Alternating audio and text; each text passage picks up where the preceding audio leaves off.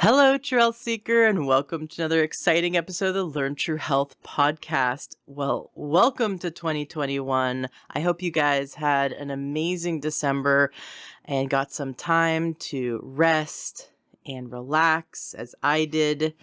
I am now officially in my third trimester of being pregnant with our second child. If this is news to you, I've mentioned it a little bit on the show.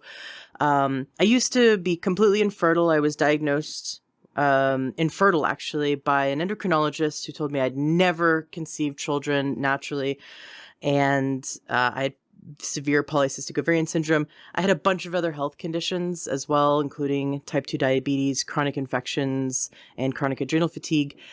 And I used natural medicine and holistic medicine in the last 10 years to actually last 12 years to regain all of my health. I no longer have any of those issues. And we conceived our first son totally naturally and on time and intended, and we decided to go for it. The timing just felt really right for us, and we conceived again on our first try, and we're having a girl this time. We're so excited. So I'm now 27 weeks, going into 28 weeks pregnant, and what's amazing is this pregnancy has been so much easier compared to the last one.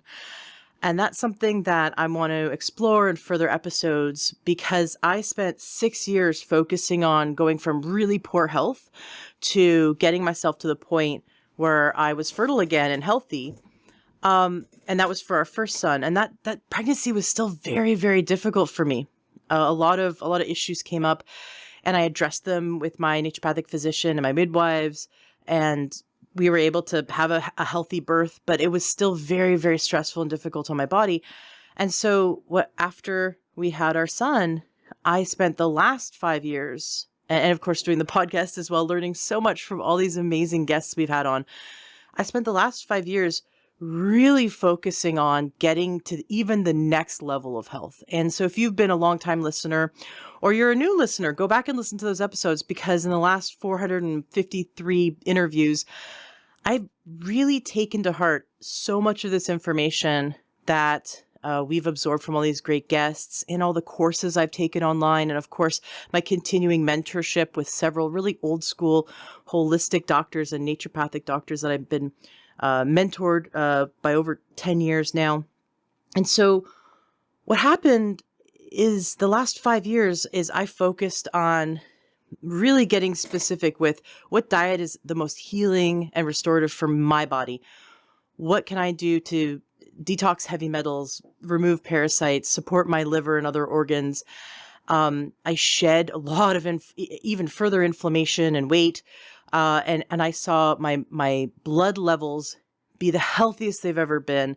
And what's really, really cool is just had that freedom. The freedom I'm experiencing in my body is something I haven't had since I was a child.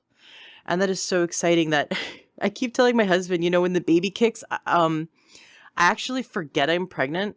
Even though I've got this really big round belly in front of me, the baby's like, there's definitely an obvious baby belly. But I forget through the day that I'm pregnant. And so when she kicks, I'm like, oh yeah, oh my gosh, I'm pregnant. And that's so funny, because with the first pregnancy, I was so sick the entire time. I never forgot I was pregnant. And now I walk around, I just feel normal until the baby kicks. And that to me is a great example of what you can achieve with holistic medicine, what you can achieve with health, that there's these levels of health. And when you think you're like, oh, I've spent the last 6 years or 2 years or 1 year or 6 months, or whatever, however long you've spent investing in your health, you might plateau and you're like, okay, this is good. I'm good.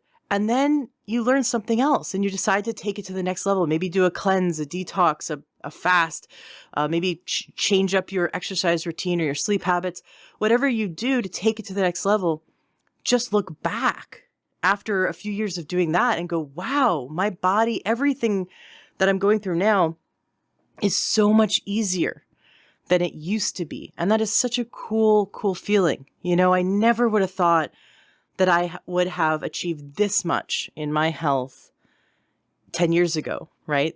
Let alone 5 years ago. And so I'm so excited to be on this journey with you, wherever you are in your health journey, whether you're a total health nut like me and you're in really, really great shape, or like most listeners, they have some health complaints, they have some things.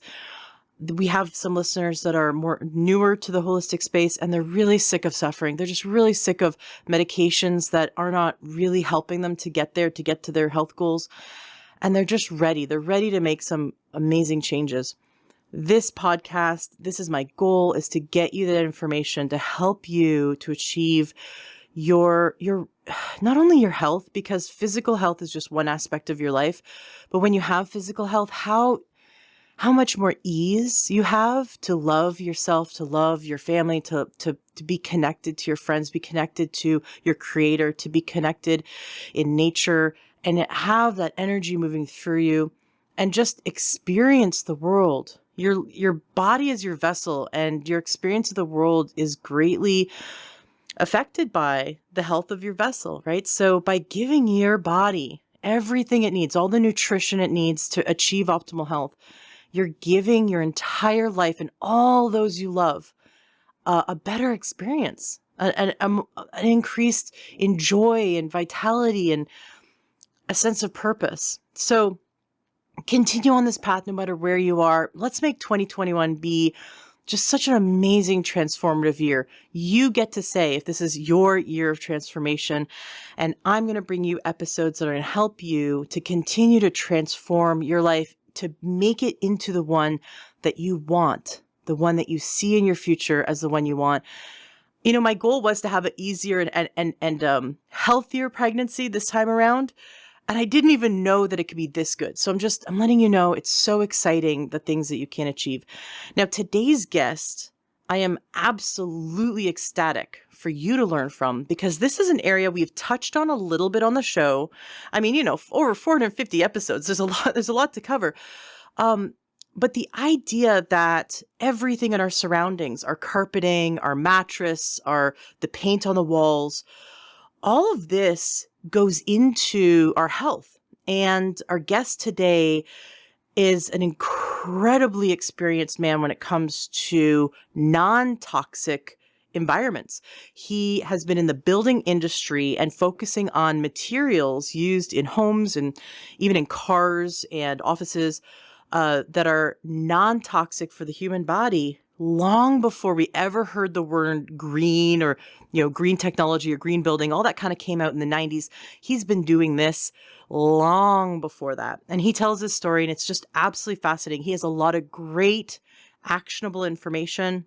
And so if you're thinking this year you're going to renovate your bathroom or repaint some part of your house or get new flooring, what's really cool is you can contact him. And we talk a little bit about this in the interview. You can contact him, and he'll do really quick 15-minute consultations, and he'll point you in the right direction so that it can fit in your budget and be non-toxic. And he has so many great resources. It doesn't have to be expensive to create a healthier environment for yourself. So just strap in, enjoy this episode. There's so much to learn. Now, I want to let you know about a webinar that I was part of creating with Jason Payne, who is the founder of my favorite mattress of all times. I really took mattresses for granted. I was just sleeping on whatever. And then we went and bought what I thought was a really expensive mattress at like a box chain store a few years ago. And it was the highest end one that was within our budget. And I thought, man, this is going to last us 10 years. It didn't even last us 3 years until it was so warped that my husband and I were in so much pain and just so stiff every morning. And I was really upset about that.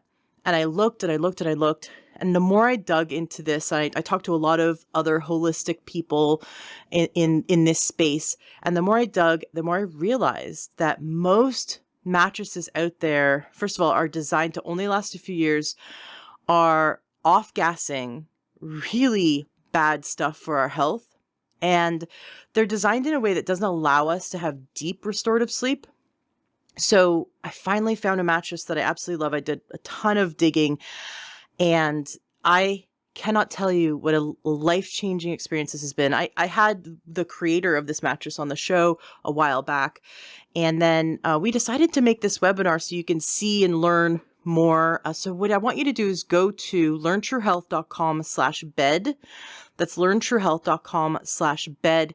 Sign up for the free webinar. It's going to teach you a bit about, mattresses in general, non-toxic mattresses. What's the difference between that and regular stuff out there? Probably that between that and what you're sleeping on now.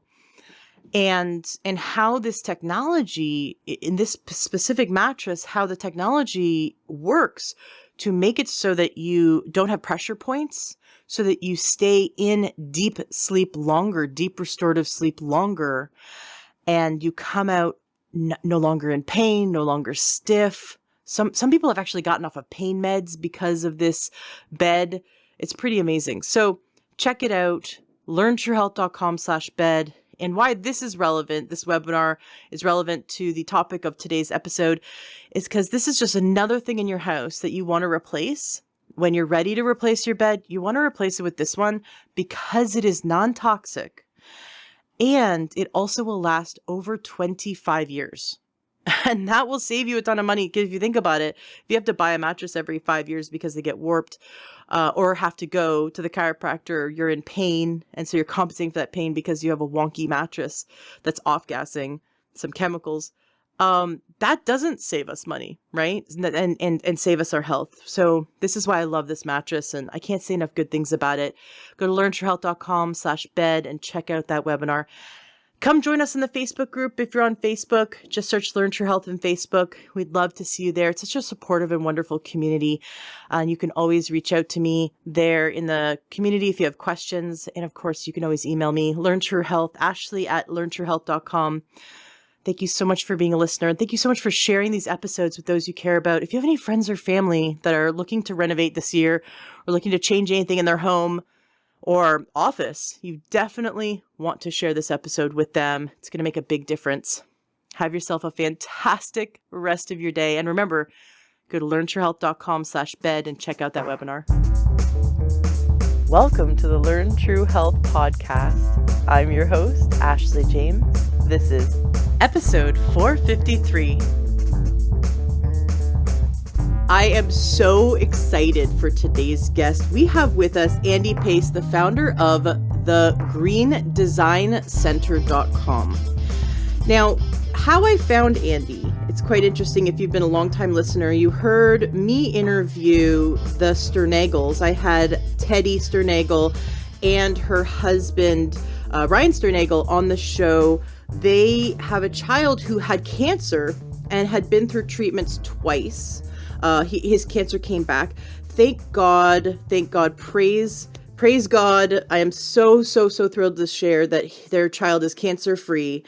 And through, they did a lot of holistic medicine. And through that, they really became aware of how toxins in our home, how things that we take for granted, that things that are completely, quote unquote, safe, that are sold in stores, are actually contributing to the amount of toxic load in our body and thus contributing to cancer and other diseases.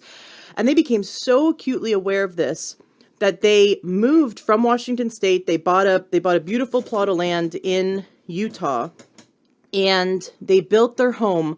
Every single square inch of this house is non-toxic, or the most absolute healthiest choice possible of material. And I asked Ryan, how did you do this? You became an expert on everything non-toxic. And he goes, no, you have to talk to Andy. Andy's the guy. So I said, Andy, please come on the show and share with us. For those, obviously, for those who want to build our dream non-toxic home, we'd want to talk to Andy. But for those who live in a house or even a rented house or rented apartment, there's so many choices we can make to make better choices for our home environment to decrease the amount of toxic load in our bodies and also for our pets. They're, I'm sure we can discuss this, but some people will spend thousands of dollars on their pets and not take care of themselves. So I got to tell you that the cancer rates for our pets has gone up, and pets live in our homes 24/7. They don't get to leave much unless we take them out. And they're seeing now that it's the toxicity of the off-gassing and everything inside the house that contributes to increases in pet cancer.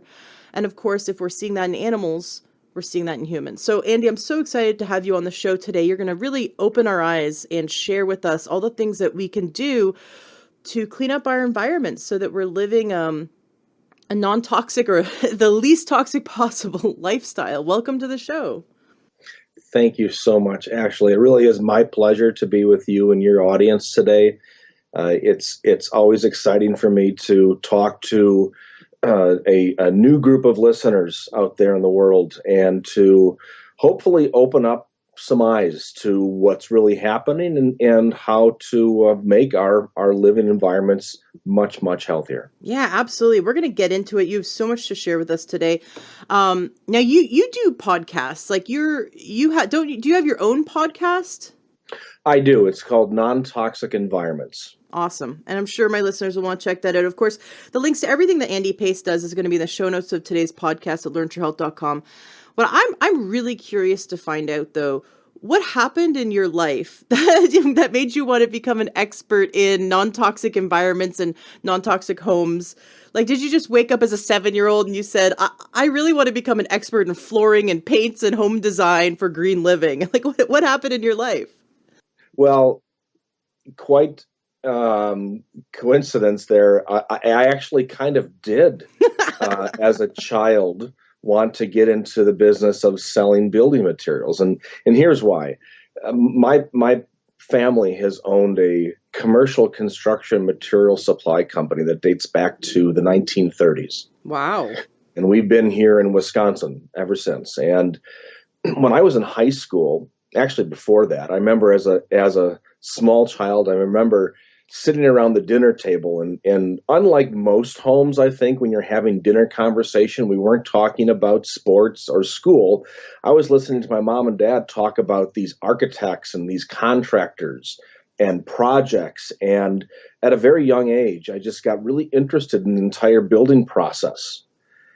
During high school and during college, I actually was helping the family company program computers, and this is the late 70s, early 80s when computers really first started coming around, and I was setting up a computer system for our family business, and again got to learn more. Well, when I got to college, it was just a kind of a no-brainer that I was going to enter the family business of selling commercial construction materials. And for the first 2 years of my career, I was involved in working with some of the largest commercial architectural firms in the country and assisting them in specifying and detailing the proper products for certain types of applications. And my specialty at that time was industrial coatings. We carried a couple of lines of these industrial coating materials, very specialty. They were used in very intricate applications of airplane hangars or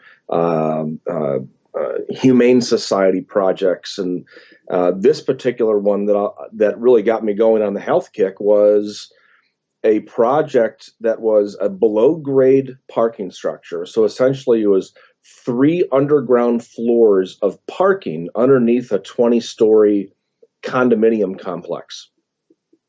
And the architectural firm and engineering firms that were hired to do this project brought me in to make sure we supplied the right materials to cover the concrete to withstand all the oils and greases of cars.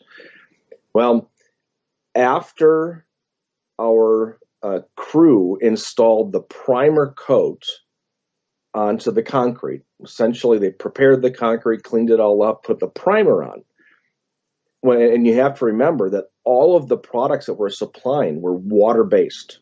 Mm-hmm. Because we knew this is an underground parking garage.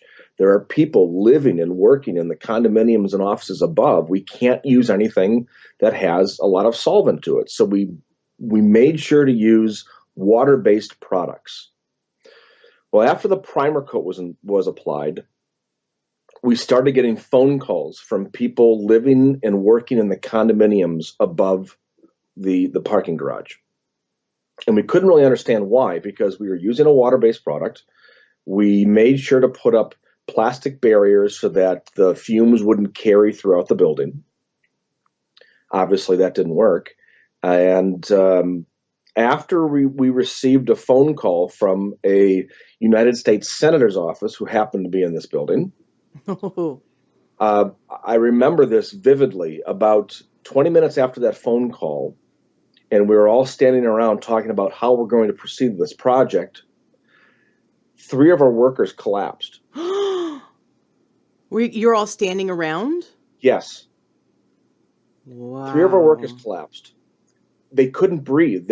There was inhalation complications due to the coating that we were using. Oh my gosh. And we could not understand why. It's a water-based product. Well, I learned the hard way, at the age of 22 years old, that a water-based coating doesn't mean solvent-free.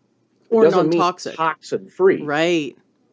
It means that 50% of the liquid component in the product is water. The other 50% can be whatever the manufacturer chooses to make their product, apply better, cure faster, so on and so forth. So when this product was curing, it was an epoxy material. It actually sucked the oxygen out of the room. And so we had 3 workers rushed to the hospital due to these inhalation complications, and they ended up being fine. But the important thing was it taught us a very vivid lesson that just because something is water-based doesn't mean it's safe.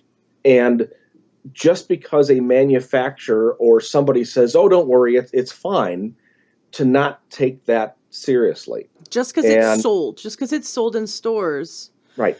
That's something we really, really need to wrap our brains around, because so I'm from Canada. I live in the States. I love living here. Like, this is my home, and Canada also my home. But in both countries, I think we walk around feeling a little bit bulletproof. Like, we're privileged in that we don't live in squalor and poverty. Obviously I wish everyone in the world was taken care of, and that is, that's the utopia I wish we could create for us. But the truth is that we are so privileged just to be in Canada, in the United States, some of the richest economies in the world. We are definitely more privileged than other countries. And so I think we walk around feeling a bit bulletproof. Like, people assume we don't have any parasites.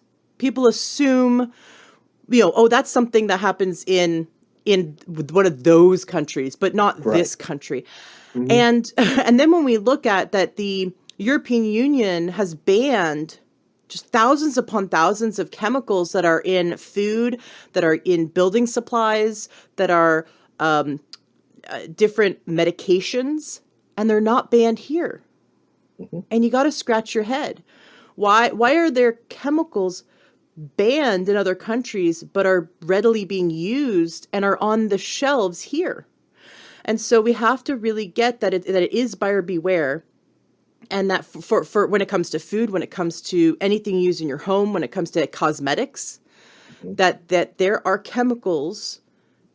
There's over 80,000 man-made chemicals that have been invented in the last, I think it's 10 or 20 years. Our bodies don't know what to do with these chemicals. The liver doesn't know how to process it. And we're seeing all kinds of health problems, continue to rise. So that was your first big wake up. And that's interesting, because your family had been in the business for so many generations, but these chemicals weren't around in the 1930s like they are now. There were different chemicals, but now there's some really scary chemicals available, especially when it comes to building homes. So what did you do in your business? You're 22 years old. You're kind of getting a wake-up call around these solvents. How did you change your business? Did you go back to school? Like, what happened then? What happened next? No, what I did was I just started researching And this is before the internet. So, this I couldn't just jump on Google and start looking at article after article of these stories about chemicals and so forth. I actually had to do it the old-fashioned way and go to the library, and I had to talk to people in the medical field. And it's interesting. What really did it for me was, on this project, we still had a contract with the owners of this building to supply a coating, and so we had to finish the job. But we realized we couldn't finish it with the products that we started with, and I did a lot of research, talked to a lot of people, a lot of friends in the industry, and finally, the manufacturer that made the coating for us said, I think I know somebody who might be able to help you on this job. And he put me in touch with a very, very small company out of, at the time, Riverside, California, a company called American Formulating and Manufacturing. I never heard of them. This company started in 1980, 81, and they manufactured paints and coatings. And so I started a conversation with them, and it turns out that AFM was a company that was founded by a man who he himself developed cancer, being in the paints and coatings industry Oh as my a gosh. formulator and a lab tech.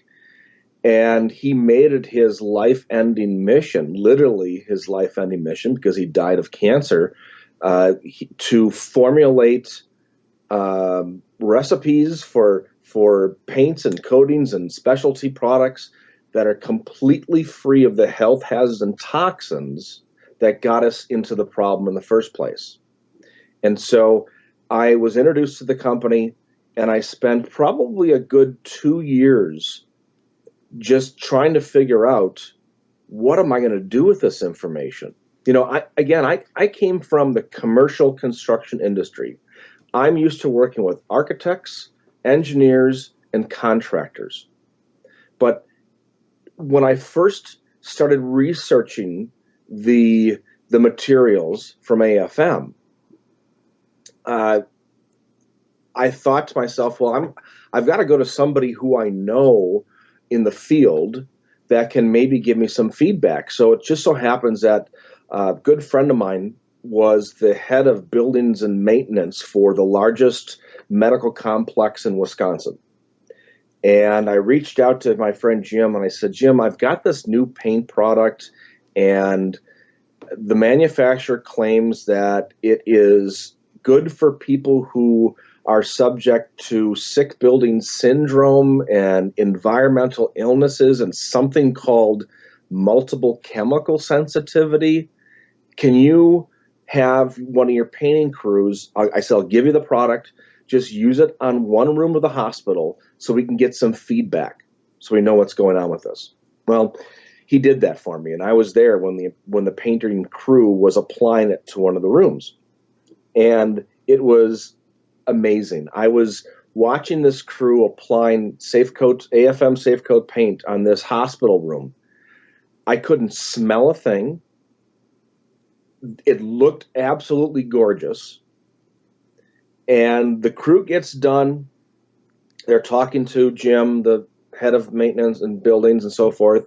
And I'm thinking to myself, this is wonderful. They must use thousands of gallons of paint a year. I would love to be able to work with a hospital, medical facility like this. And Jim comes back to me. He says, yeah, they're not going to use it. What?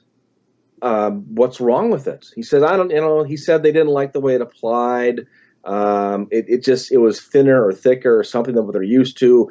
Gave me all of these really ridiculous excuses why they didn't want to use the paint.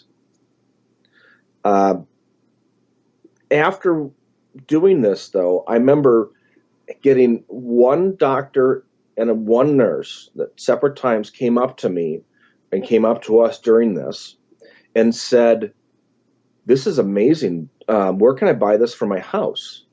I thought, well, it's not available. It's only available commercially. for hospitals and schools and so forth. And they said, this nurse said specifically, she says, I have to make sure that whenever they're painting in my department, that it's got to be on my time off, because I literally get headaches instantly when they start to paint. It could be 15 rooms down, I'm getting a headache. Mm-hmm. And that's when I really started looking in the whole chemical sensitivity thing. But it also dawned on me at that time, well, maybe I should just start selling this to people who are asking for it, and not try to sell it to companies who are just caring about the bottom line. And it's really, that's what happened with the hospital, is that I found out later on, the next day Jim calls me and he says, I'll tell you what, the reason why they don't want to use your paint is because when the painting contractors have a contract for the hospital, they buy paint at this really low price in bulk, but they can also use it for all their side jobs. So they would lose that profit margin for all their side jobs, and they will refuse to use anything that takes away that profit margin. So I learned at that point that hospitals are not necessarily always looking out for our best health interests. Yeah. So it really opened my eyes to the industry. And from that point on, the conversations I had, we launched a company, a catalog company, because again, there was no internet websites at the time. Catalog company selling what we called common sense, healthier building materials. And this was 1992 when we did this. Mm-hmm. 1996, I believe, is when the United States Green Building Council was formed. And the late 90s, early 2000s is when the LEED program started, the Leadership in Energy and Environmental Design. The entire green building movement started in the late 90s, really. Yeah. And that's when that term became so popular, the term green building. And what happened was, those years of studying chemical sensitivity, chemistry, how it affects the human body and so forth, as soon as green building became the norm and became so popular, the entire health aspect was completely forgotten about by the industry. And they just focused on energy efficiency and global environmental concerns, which are, of course, both important, but had nothing to do with human health. That is absolutely fascinating. I have a friend who she's a she got a degree in green buildings, and now and she's one of very few females in the industry in Seattle who manages these high-rise buildings. And she's right there at the top with she manages all the general contractors, and she works with the architects and manages these 2 to 4 year projects where they build these huge mega buildings. And her degree it was all about that. She was passionate about green, not only energy saving, but non-toxic. And when we started this interview, I was thinking to myself, like, what kind of degrees did he get in this? But you were in it before there was even a class you could take. Correct.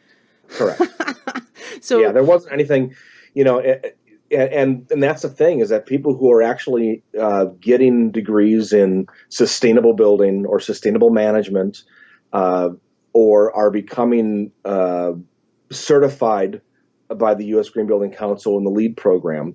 Nothing against what they're doing. It's fabulous what they're doing, but you have to look back to the entire premise of green building and what is used as a metric to validate a building and its indoor air quality. And in my eyes and many others' eyes out there, the entire premise is false. Oh, explain why. So we're talking about indoor air quality Why is measuring indoor air quality a false premise for certifying something as a green building? Okay. So we've all heard that stat that indoor air quality can be 10 to 100 times worse than LA on a bad day. Right. You know, And that especially that we're all at home. I mean, most people, so many people this year work from home. Many children are at home for school instead. I'm not saying that these office buildings or school buildings would be any better or worse, but like now is even more important to focus on the air quality inside our home and what's off-gassing in our home. it So is. it's interesting that you say that that isn't the best metric for a non-toxic home or a green home. Well, it's not necessarily that part. The fact that indoor air quality can be 10 to 100 times worse than LA on a bad day is actually true. But how do they measure? What is the metric used for measuring? What is the main metric used for measuring indoor air quality? I was gonna guess that it was some kind of like measuring the amount of chemical particles. Okay, specifically VOCs. Right. Right. You Yep. hear this everywhere. Mm-hmm. VOCs are regulated by the EPA. Uh, uh, VOCs are uh, have to be lowered in manufacturers' materials, very similar to the CAFE standards of automobiles. So, example: a paint manufacturer decides to start making a zero VOC paint. Not only does it meet the regulations for what a water-based low VOC paint is, but it also allows the manufacturer on the whole to manufacture some of their other products that are very high in VOCs because overall the average is lower. Oh my gosh. Now, And for those who don't know what VOCs are, volatile organic compounds, can you just go back for for listeners who have no idea what you're talking about? What are yes, VOCs? and this kind of ties a bow around this whole thing that I'm talking about. Okay. Let me give you the exact definition of what a VOC is. Okay. A VOC means a volatile organic compound. A volatile organic compound is any carbon-based molecule that's readily vaporized at room temperature that could rise to the upper atmosphere, combine with nitrogen and UV, and create smog. So that really doesn't sound like it's applicable in a house. No, no, because, and this is what I'm talking about, that the premise is entirely wrong. Oh my gosh. Just because something is a VOC doesn't mean it's unhealthy for humans. Just because you have and toxic materials, things that are harmful to humans, are not necessarily VOCs. Oh, so So give I'll us an give you, example of a VOC that isn't toxic. Like, if I was diffusing peppermint essential oil in my home, would that show up as a VOC? it can. How about this? Peel the skin off of an orange. You'll release 850 grams per liter of VOCs. Clearly something that's healthy for us or Sure. non-toxic for us to Right. peel an orange.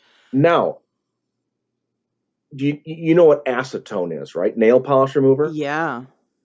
Open up a can of acetone in your house. Just open it up, Oh, let it sit there. oh, I hate that smell so Within much. 15 minutes, everybody who lives in that house will have detectable levels of acetone in their liver. Oh my gosh. But according to the EPA, it's not a VOC. Mm. So you have to remember the premise of the whole VOC regulation. It's because of outdoor air pollution only. There is no regulation in the books based upon VOCs because of their inherent danger to humans. It's alluded to, it's talked about, it's referenced, but it's not actually a real regulation. The reason is because you mentioned it before. There are over 80,000 chemicals used in the production of building materials and home goods. Out of those 80,000 chemicals, only 3% have ever been tested for the toxicological effects on humans. Oh wait, hold on. I think that warrants a little bit more discussion. This is crazy. It's like we assume that every drug on the market has gone through rigorous testing, right?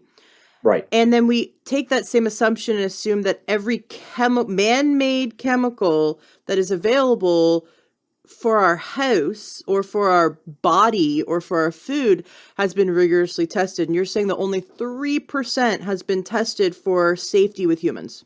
Correct. Let alone, and they haven't been tested in combination with others, with other Oh, chemicals. no, not at all. Right. Not at all. And so what happens is in the United States, when a manufacturer invents a new chemical compound, and keep in mind this is happening at a more rapid pace because of things like the VOC regulations, and I'll get to that in a second. Manufacturer comes out with a new chemical, it submits it to the EPA, and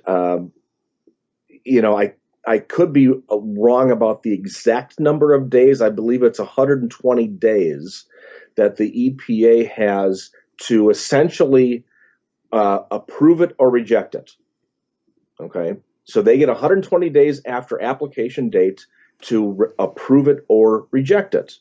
And they could say, nope, we reject this because it's going to kill off half the population.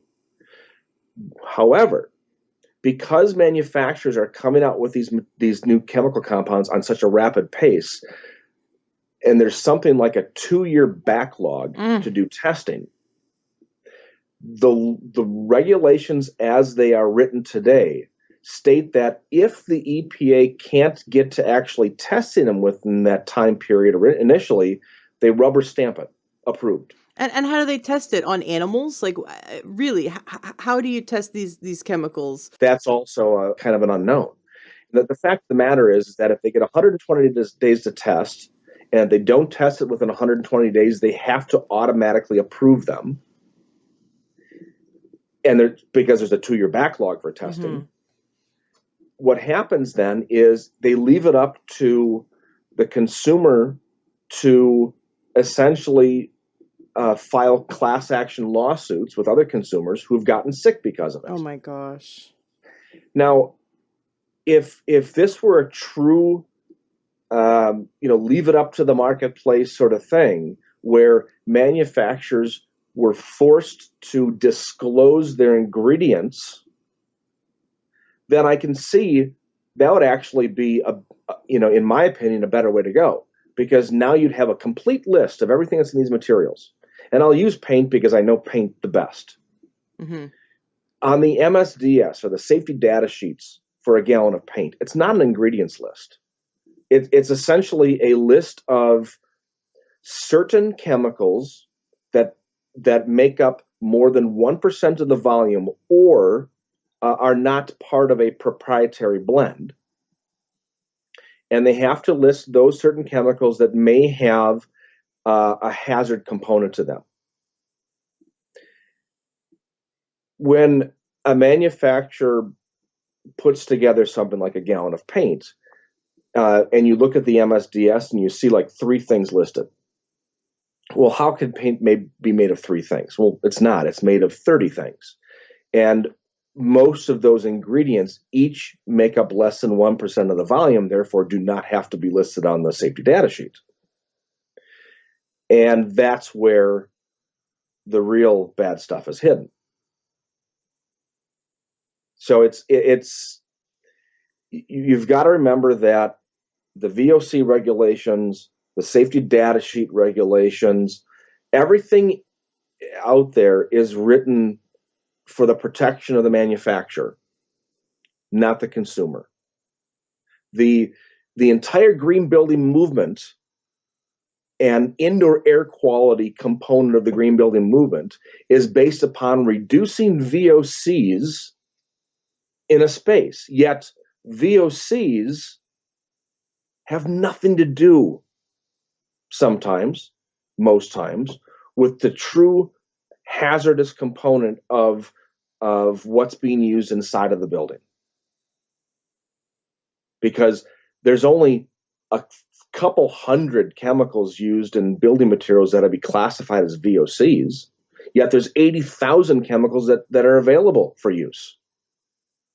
So we're focusing on the wrong things. We're not focusing on the toxicity of the ingredients. And the reason why we're not is because we can't, because manufacturers are not being forced to disclose their ingredients because they've lobbied enough to say to every governmental agency out there that, listen, I don't want to give up my ingredients list because, that's proprietary. I don't want somebody to copy my products. Right. And it really is difficult for somebody. And believe me, I've given this presentation to architectural societies, a room full of people who have been practicing architecture for decades. They're experts in buildings, and some of these people are experts in green buildings. And I tell them about this whole VOC thing, and their jaws just drop open. Mm-hmm. It's not talked about whatsoever. It's not talked about that the EPA actually publishes a list of 27 different toxic chemicals that are fully allowed to be used in zero VOC formulations of materials because they specifically do not create low-level smog, because they don't react with nitrogen the way that most carbon-based chemicals do. So manufacturers are allowed to use acetone and ammonia and butyl acetate, trichloroethane. These are Even though chemicals these that are, are stressing the liver, yes, causing health issues, but because they don't contribute to smog, they're fine, they're safe. I don't because trust it's the the EP. EPA, Yeah, it's I not don't the trust the HPA. EPA. They're the Environmental Protection Right. Agency. And I don't here's why I don't trust them. On 9/11, the so many of the emergency responders and the volunteers have gotten major health problems. The EPA was very quick to say, and you can Google this and watch videos of it, of news videos of it on 9/11. They said the air is safe to breathe. The air was not safe to breathe. And Right. these workers and volunteers that were trying to find anyone alive in the rubble, or they're working through the rubble day and night. They were all exposed to what has either killed them by now or given them a lifelong crippling disease, and the EPA completely failed them. Mm-hmm. They should have said, no, the air is not safe to breathe, and we anyone with an understanding of what was in that air would have said, this the air is not safe to breathe. They need protection. They need some kind of protection to go in there. And so that for me, I have not trusted them since then. And that's why we can't, when we trust an organization with our health, Mm-hmm.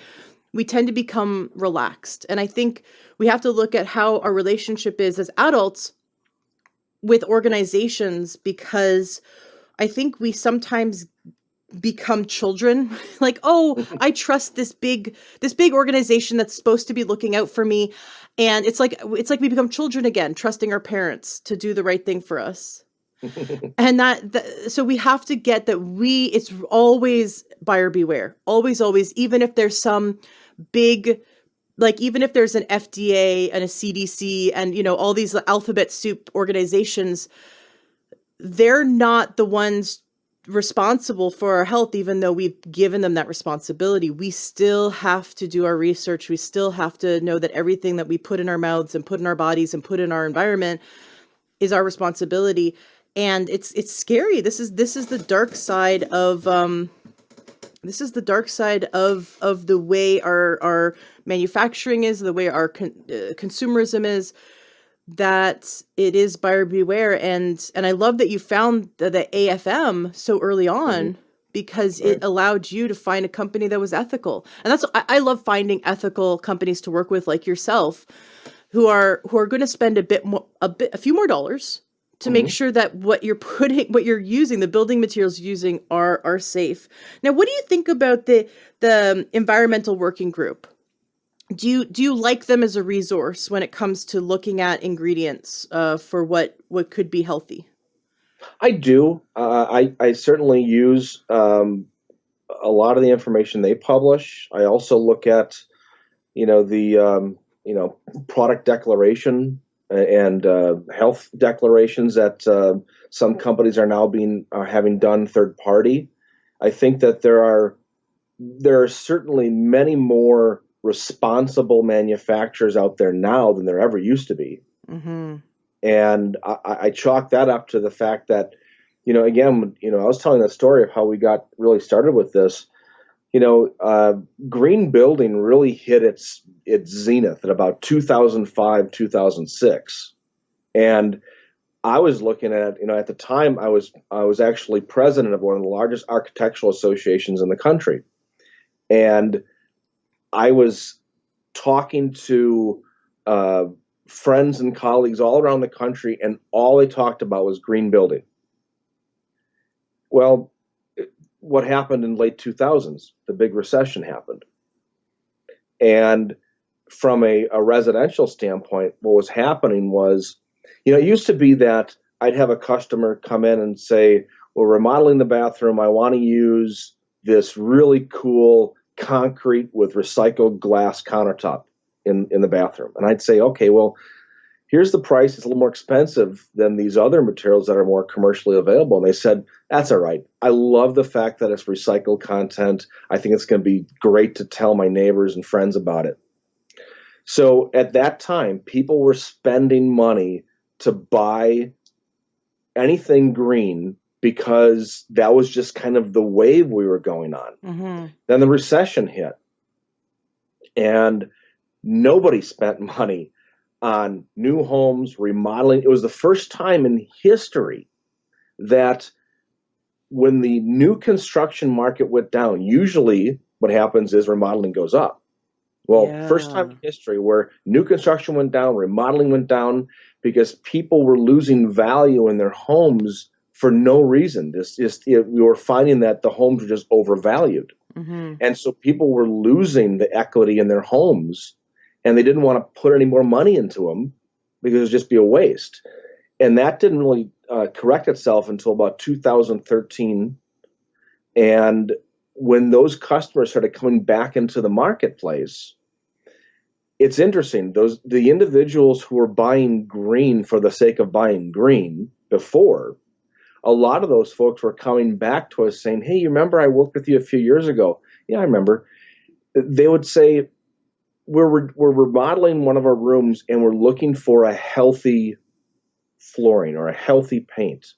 Their mindset changed during that time. They realized that if they're going to spend, as you pointed out before, a little more money buying something that's green, well, what is it doing for them personally? And they came back to the marketplace saying it's got to help us personally as well if I'm going to spend more.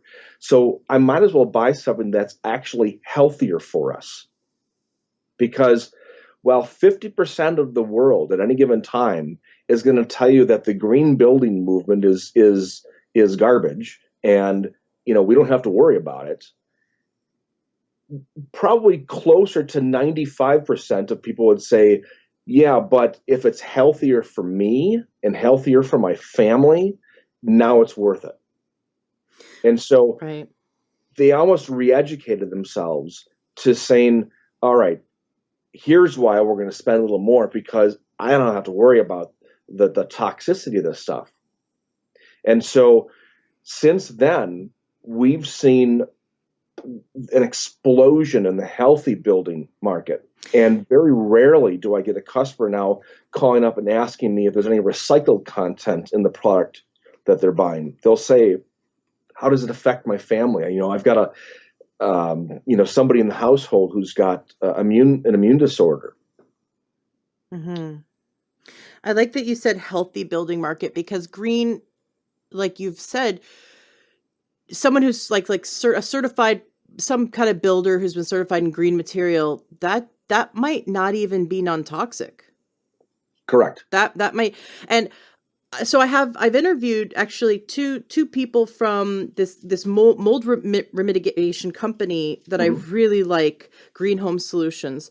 I really like them because they invented a kind of enzyme that cracks open mold and digests it. So the mold not even it's not there anymore. Like if you bleach mold, it's still there, even though it's dead. It's still releasing, the toxins. But they have something that kills the mold and stops it from releasing its toxins, and then it like even stops it for up to 2 years or something like that. And it's all Mhm. natural. It's just an enzyme that's completely safe. And what they in the interviews they shared that these newer homes that are quote unquote green are worse for mold than 100-year-old homes that are drafty. Right. Drafty is actually good. Mhm. But these homes that, let's say you bought a home that's built in 2018 and it's quote unquote green, they made it so heat effective to keep in the heat so you use less energy, to keep Mhm. in the air conditioning so you use less energy, that very little, there's so many barriers and there's very little flow from outside air, and that ends up trapping moisture in parts of the building, like either the basement or the attic. And then they're seeing in these newer homes a ton of mold. Right. And I thought that was fascinating because here I'm thinking, well, we've been constructing houses for thousands of years, right? Like this is not a new science. And Mhm. yet we expect that the latest in architecture and building homes, especially because they call it green, would mean that it is healthier and safer. And so what you're saying is that a green home isn't necessarily healthier or safer, and could actually be more toxic because it's trapped the air in, thus keeping these chemicals, not necessarily VOCs, but these chemicals like you mentioned, the acetone, for example, that within 15 minutes of inhaling it, it's in our liver, keeping these what's off gassing inside the house. And then if it had mold somewhere in the house, keeping that all the toxins with inside the house, and not the house isn't breathing enough. That's kind of scary. So you do healthy building. Yes. So I don't like the term green building, because that is that set makes us give up our power again. That makes us go, oh, I trust, oh, it's a green building, okay, I trust everything here, right? And we stop looking, we stop questioning. So we have to continue to question even though something is quote unquote green. Yes. Ki- About 15 years ago, I created a building product rating system of my own. Ooh. There's Green Guard and there's Green Seal and there's scientific certification systems and all these different organizations, Floor Score and so forth. All these third party solutions to give us information of whether or not a product is considered green. Well, what I found was when I was trying to train my own staff here and trying to make it so that when a customer called up, everybody on staff would be able to give the same information without influence to our potential customers. And what we found out was, after our extensive research on this, there are actually 27 different reasons why you can call a building material green. 27 different reasons. And it all boils down to three main categories: environmental health, sustainability, and human health. So, a lot of these reasons why products are called green essentially go into a category that we would call greenwashing, which is when a manufacturer or a salesperson essentially over exaggerates the overall environmental and health benefit because of maybe one little component. And I'll give you examples. There was a very large big box home improvement store here in the U.S. that at the time in the 2000s they started adding these eco tags to several products that they were selling in their stores. Eco option or something like that. So I forget what the terminology they're using. This is an eco option, and they put an eco option tag on bags of fiberglass insulation, which, you know first off, it's not an option here in Wisconsin. when it gets to be 30 below zero in the wintertime, it's not an option to use insulation. It's actually building code. But they were selling it as an option because it's an energy saver. Oh my gosh. They were putting an eco option tag on an electric chainsaw because it uses electricity to cut down trees instead of fuel. So that's a prime example of greenwashing.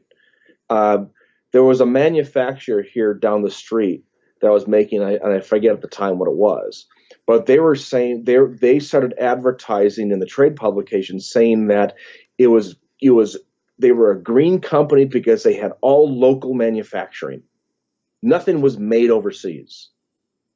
Until you found out that 98% of the components that they were using were manufactured overseas before they finally put it together here. Yeah. Greenwashing. Patagonia.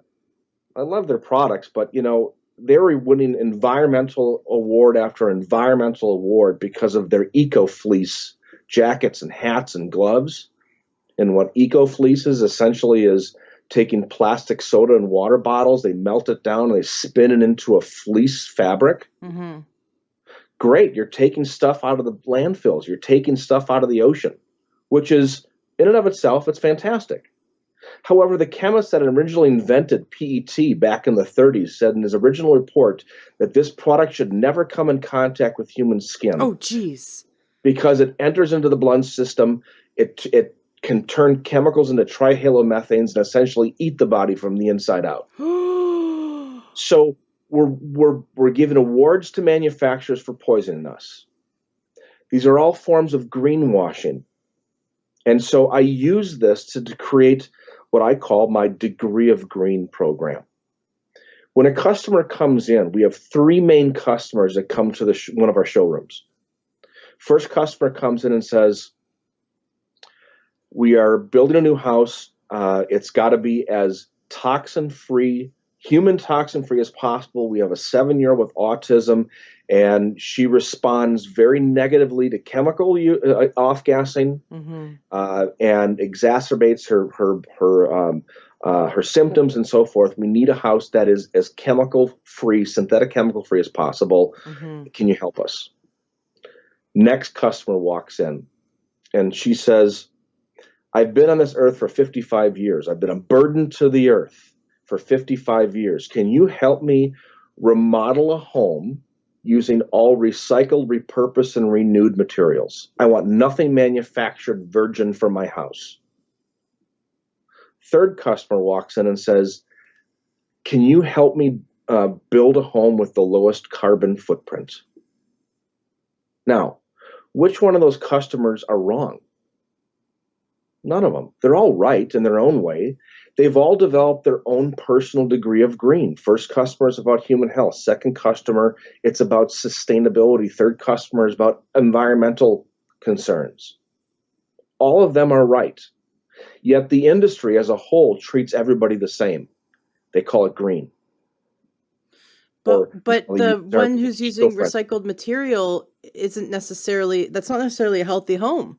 No, not at all. And the one that's doing the lowest carbon footprint isn't necessarily a healthy home, is not necessarily a low toxic home either.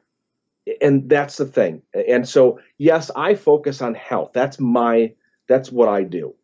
I focus on human health first. And what I do is I help customers who are trying to build a new home. I act as their consultant liaison with the architectural and the contractors and all their subs. I always look out for the customer's best interest when it comes to human health first. And sometimes that means you have to maybe give up a little bit of the eco-friendliness or the sustainability aspect. The healthiest floor material may not be made in the United States, might be made in the Netherlands. The healthiest paint product may not be natural. It may actually be synthetic. But these are the things that we have to look at and say there is no broad brush for everything. We have to actually look at the ingredients, and we use a heck of a lot of anecdotal information from the 30,000 customers I've worked with over my career to say, here's what, generally speaking, here's what they can tolerate. These are the most chemically sensitive of people out there, mm-hmm. and here's what they say worked for them. So after we have enough knowledge and enough data of our own, we can say, on the whole, these are the ones that work the best. Fascinating. I interviewed a guy who his name's escaping me right now, but he's a lawyer who no wait, he worked for the DEA. That was it. Okay. He was going after like the kind of like Miami Vice. He described it as like, you know, back in the 70s or 80s, he's like Miami Vice. He was Mm-hmm. going after the mob basically down there. And he went into a new building, new office building, and then he got poisoned so bad he was in the hospital, and he got his whole detective team trying to figure out who poisoned him, because they honestly thought, because they were taking down the mob, they honestly thought the mob had poisoned him. And it took Jeez. him years before he figured out that he was exposed to building chemicals. So Mm-hmm. basically back then there weren't any regulations for when they build a new building. Like these are high rises, right? Like condos and office Right. buildings. And office buildings have different standards than condos.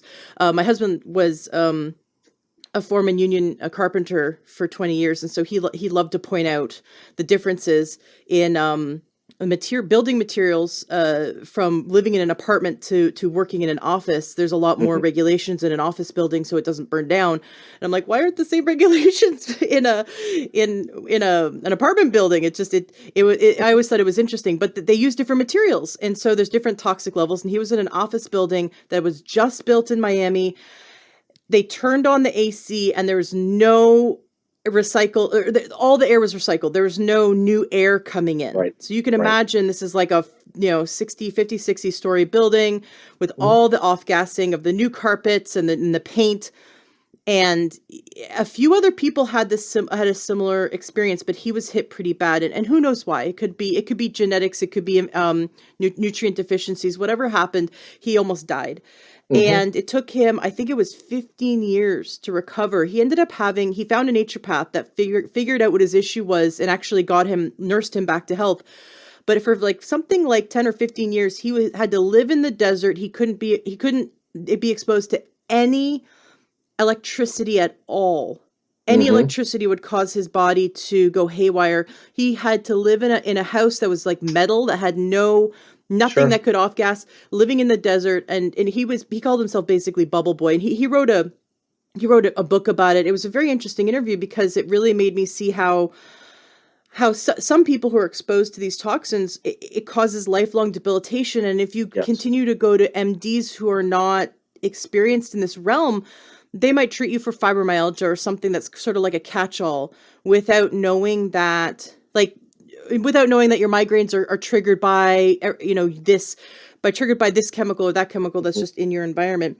I have another friend who's been, her and her daughter were debilitated for the last few years because she was exposed to PCBs, radon, lead, and furans. I don't know if I'm pronouncing that right, but it was there's an Mm-hmm. alternative school here in Monroe, Washington, and there's a really good AP article on it. Basically, a major company that I'm not going to mention their name because the lawsuit, and I don't want them coming after me, but it's a let's just say it's a chemical company that was more recently in the last few years bought by a pharmaceutical company.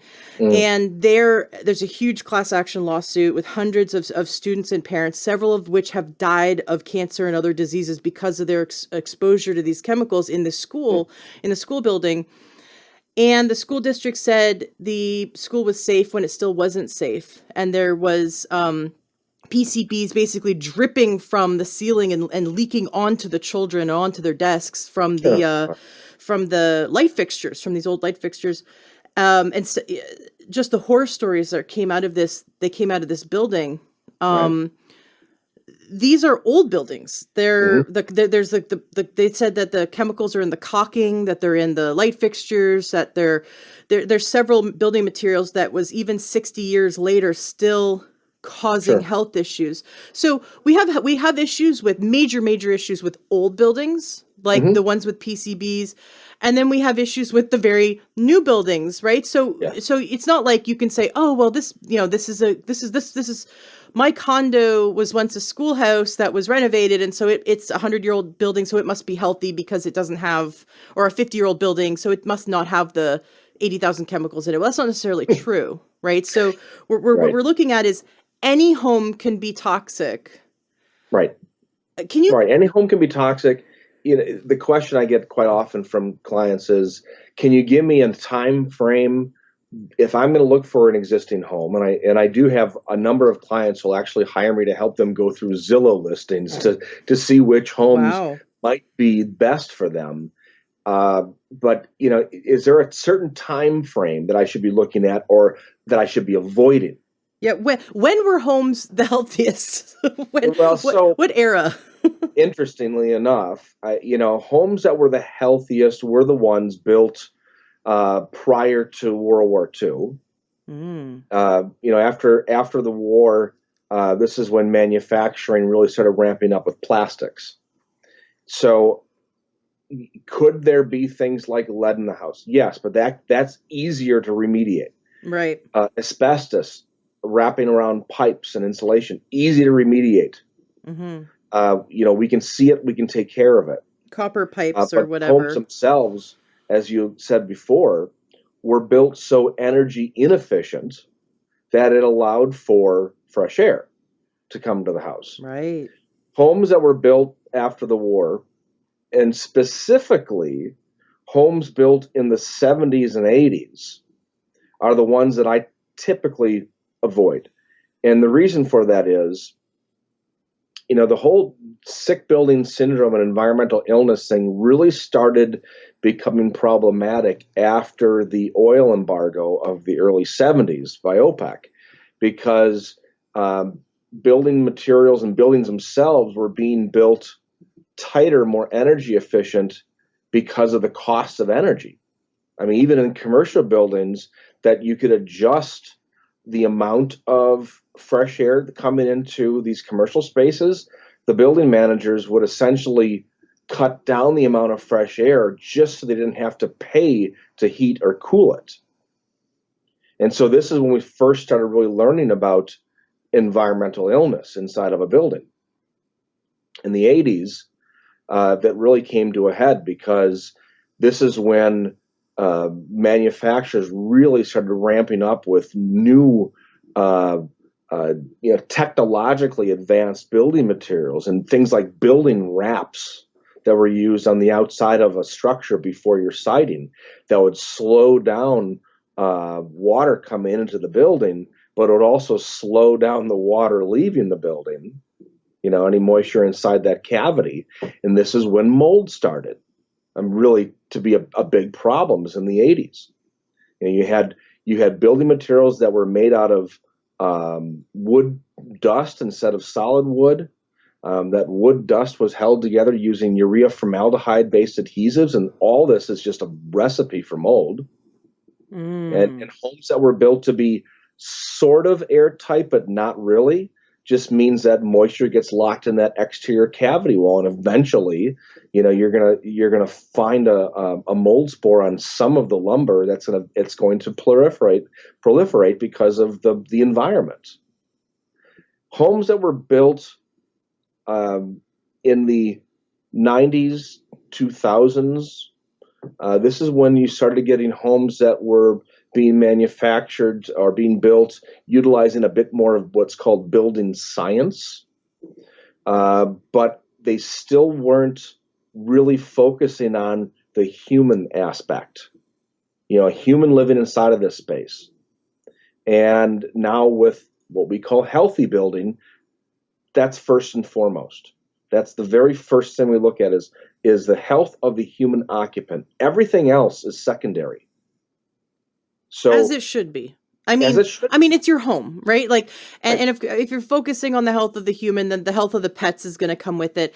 And it's not like we're doing this every day. Like, you build the home once, and hopefully you live in it for a really long time. So Right. if it does have a carbon footprint, if it does have an environmental impact. I mean, you're not doing it all the time. You're doing it once, and hopefully because you built it to your specifications, it's your forever home, right? It's That's what we try, and that's the thing. It's part of the equation of building a healthy home is also to utilize materials that you don't have to replace too often, because every time you have to do a project in the home and bring in outside contractors, you're causing disruption to family life. You're causing disruption in the air handling equipment. You're bringing in potential chemical toxicity. So if I can use a flooring material that's going to last 50 years as opposed to something that lasts 20, even though that flooring material is a little more expensive, in the long run, not only is it less expensive because it lasts twice as long, but it's also going to cut down on any potential toxicity in the future. And so yeah. we make decisions based upon human health first. Now, the number one question I get from customers is, how expensive is it to build a healthy home? It's got to be more expensive. That's the first question my husband asked me last night. I was talking about, I told him how excited I was about this interview, and we were cooking dinner and cleaning dishes. And I told him how excited I was. And his first question was, well, I wonder, like, how much more expensive is it? And I Yeah, said, well, I mean, Ryan and Teddy had spent pretty much all of their money on all the holistic treatments for their son. right. It's not like they told their story. This isn't a secret, but they basically they had to sell their house, and they were, you know, so, spent all their life savings on their son, and Hmm. yet they were still able to afford to build their dream non-toxic healthy home. Right. And I told my husband that. I'm like, well, if Ryan and Teddy could do that after years of exhausting all their resources on saving their son's life, Mhm. it sounds like, yeah, sure, it could be a bit more expensive, but it doesn't sound astronomical. It doesn't sound you know, out of one's reach. Well, there are two things at play here. Number one, uh, what are your tastes for design? Do you want plastic switchblade covers or do you want brass? You know, think about that. What's your, what do you know? Do you always gravitate towards things that are on the higher price range because you like better style and you like, things that are flashier and so forth?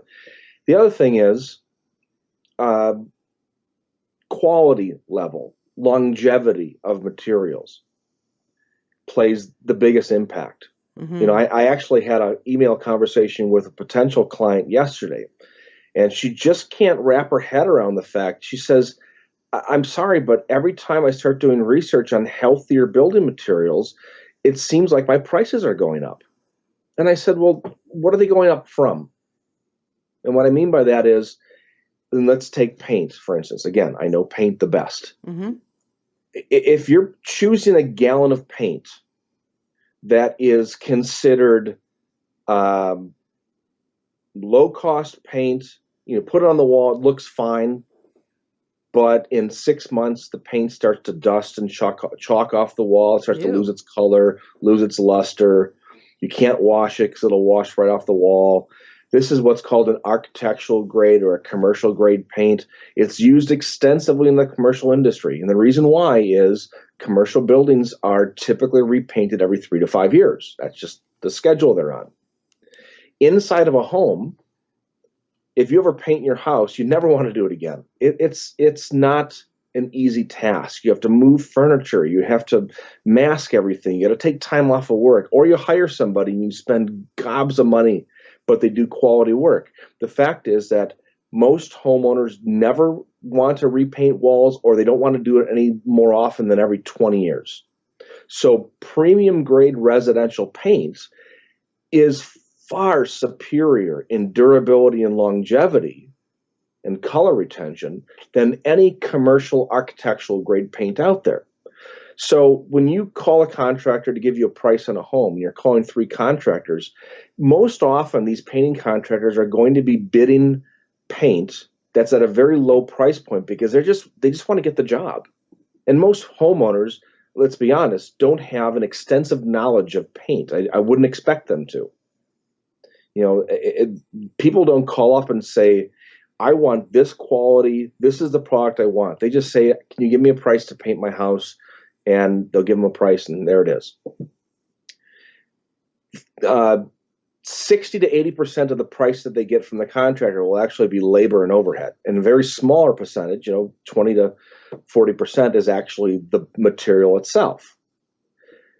If you double the cost of material, you don't double the cost of the project. And when people compare pricing and they say it's so expensive to buy healthy paint, the difference is when you buy healthy materials, 9 times out of 10, you're also buying higher quality materials, longer lasting materials, because we've taken that into the equation. This is why we sell it, because you're not going to have to repaint in 20 years unless you get sick of the color. So when you say this really, price conscious paint is $30 a gallon, and your toxin free, human friendly paint is $60 a gallon. Well, but ours lasts 4 to 5 times longer, and it's free of toxins, just so happens to be. So you're not paying the extra because it's healthy. You're paying the extra because it's better quality. So now let's look at an entire home. Use that mentality for an entire home. If you were to build a home based upon big box deals and lumberyard seconds, you can build a home for $120 a square foot. If you're going to build a home that you want this to be your life-ending home, and you want to be able to resell this home and not lose value because of the quality, you want it to improve value, you might spend $180 to $250 a square foot because it's a better quality. It's lasting longer, and you can see it, you can feel it in the home. So it has nothing to do with the health component, the pricing. It has to do with the quality. So someone could have a budget Mm-hmm. and build their home. And I mean, they don't need the granite countertops. They don't need No, the brass light no, fixtures. exactly. If they have a budget in mind and their sole purpose is we want a non-toxic home. But I like that you say, let's look at, okay, invest a bit more if you can. Let's look at what lasts 50 years versus 20 versus, 5. Right. So because if you're doing this, you're hopefully building your forever home. Now, what about people? Because it's less likely that everyone's listening is going to build their home, although that is my dream. That's my win the lottery. I'm calling you tomorrow.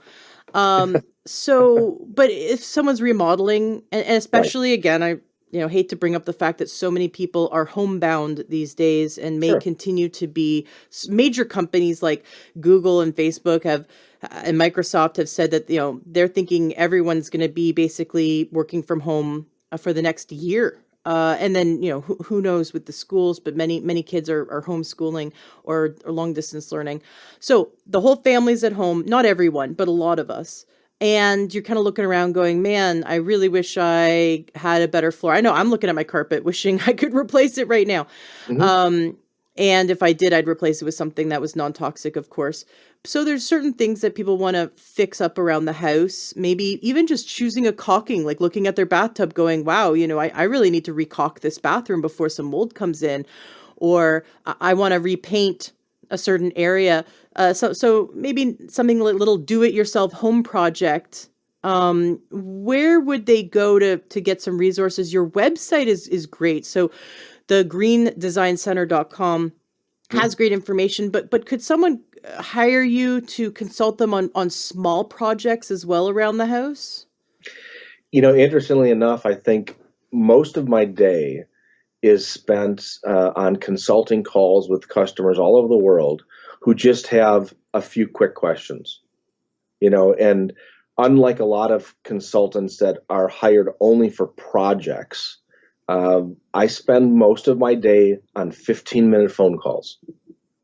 And, you have a couple of questions that, somebody says, listen, we're looking at getting a new heating and ventilating system for our house. Can you just give me a few things to look for? Or we've got a contractor here and they're helping us fix the deck outside. What should we look for a finish or for construction adhesive and so forth? And, you know, I would love to have our website be a 100% effective educational tool for all of these things. But the fact of the matter is that it's impossible. It's impossible to be able to service everyone just with the information online, because everybody's projects are so different. They all have their own little quirks and issues to deal with. And the only way that I can help is with that conversation. And we talk it through, we figure it out. I've got a wonderful client in Hawaii that will hire me every couple of weeks for between 15 minutes and an hour. And he himself was a commercial developer for years. He's retired now, but he says to me last time, after working with him for about 2 years, he goes, Andy, I've worked with a lot of consultants in my career. He said, you're the only one I can actually have a conversation with, and you get it. You understand it. I come from the building industry, but I'm so used to working with people who have little issues that just need to be fixed. Mm-hmm. It's and whether I sell the product or not is kind of irrelevant when I'm being hired as a consultant, because I just want you to get the best help that you can. And if there is another company that I know of in your area that can provide the services or the materials that you need, I'm going to point you in that direction, because ultimately you've got to get this taken care of quickly. The first customer that I can remember who I really, really went to school with, I'll say, is a client in Northern Illinois back in 95. And she called me up and she said that she's been living in one room of her home coated in aluminum foil for the last 2 years. I believe it. And I mean, you talk about the person you were speaking of who live in an aluminum box. This is essentially what they did. There's a product out there called Denny foil it's essentially an industrial aluminum foil that we use to cover things that are off gassing. When nothing else works, this does. It's ugly, it's metallic, it's shiny and slippery, but it works. And when people have no other thing that they can do, this is what they do. And she lived in that room for 2 to 3 years. And the last 6 months, her husband was remodeling the house, and I was helping her husband choose materials and so forth. And she was able to move into that house. And every once in a while, I still get a card or a letter from her just to say thank you. Oh. This is, I'm in business to sell materials and to sell my services, yes. But I can't tell you what it's like to have customers who call or email and say, you saved my life. Mm-hmm. Now, I'm not a physician. I'm not I don't save people's lives. I don't think so. But there are people who have such extreme health issues. They're just looking for somebody to believe them, number one, because let's face it, a lot of these folks have been trying to go to their regular doctors, and they're basically being told they're crazy because no, that can't happen. That can't happen. You can't be allergic to chemicals, so on and so forth.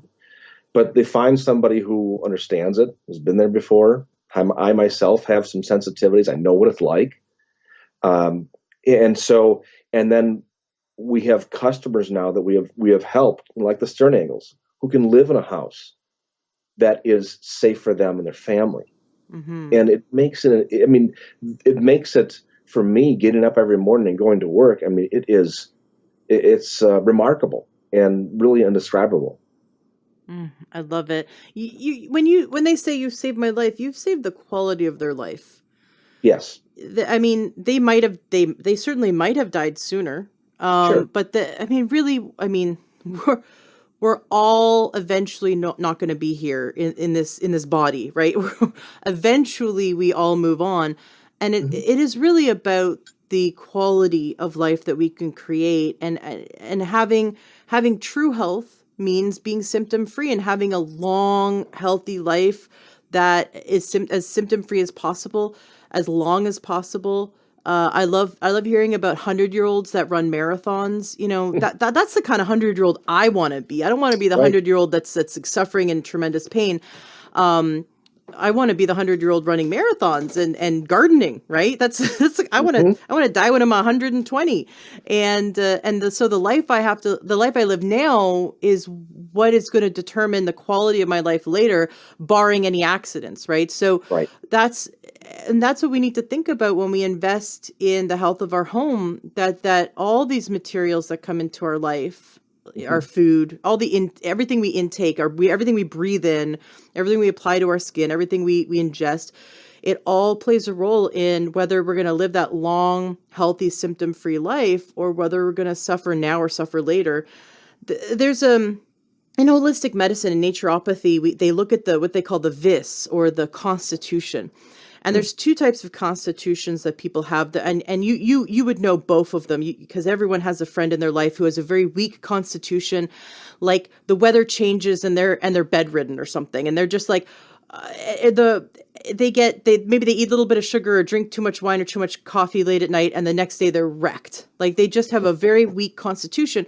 Those Hmm. people typically take better care of themselves than the ones like me who have a strong constitution. I can plow through anything. I can, the iron stomach, I can handle anything. And we typically don't slow down to take care of ourselves until we pass out, right? Like I'm imagining the three construction workers, the three strapping young men who are standing there in that meeting, probably feeling woozy all day, not telling you until they completely pass out. They probably had symptoms, but they didn't listen to those symptoms because, it's not manly to go, I have a slight headache or I feel a little weak. Maybe I need to sit down. And then they pass out. And that's the strong constitution. And in naturopathic medicine, it's the ones who have a weak constitution actually typically live longer, healthier lives, believe it or not, because they slow down to take care of themselves and Yeah. listen to their body. It's the people like me who kind of had to wait for the cosmic 2x4 to hit me over the head before I went, oh, I guess I should take care of myself, right?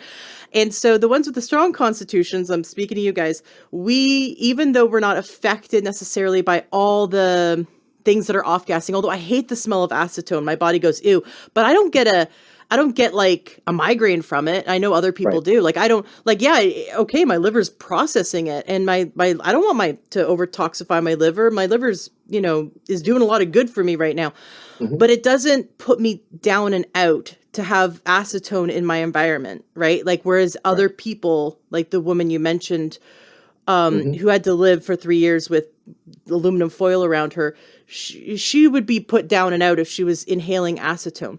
So, Without a doubt. right. So those who are very quick to have symptoms typically will take better care of themselves.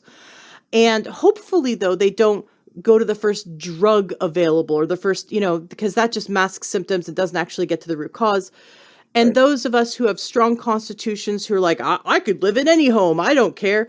Well, not everyone in the immediate family that's going to be living in that home has a strong constitution. So, like the husband might be strong, but the wife is always suffering, or vice versa.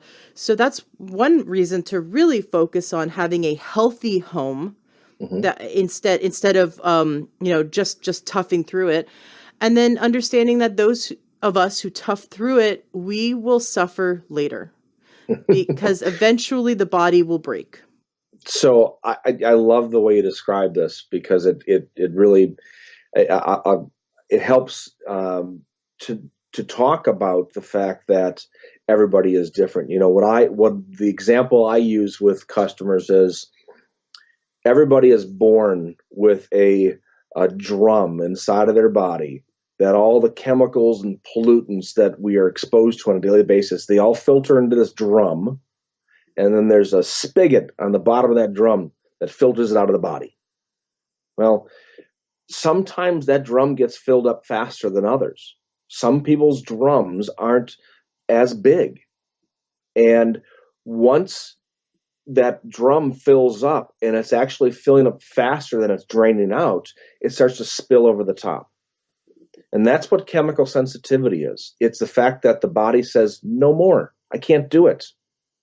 And there are three main ways that a person becomes chemically sensitive. One is massive exposure.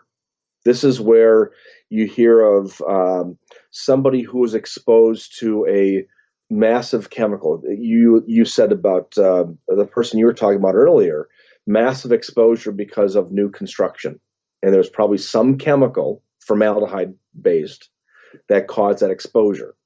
I'll give you a good example of that. When the EPA built its own headquarters in Washington, D.C. 30 years ago.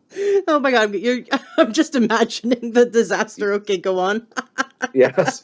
So the EPA built its new headquarters, and within the first 2 weeks, I believe it was 1,200 people who worked in that building had to go home because of getting sick.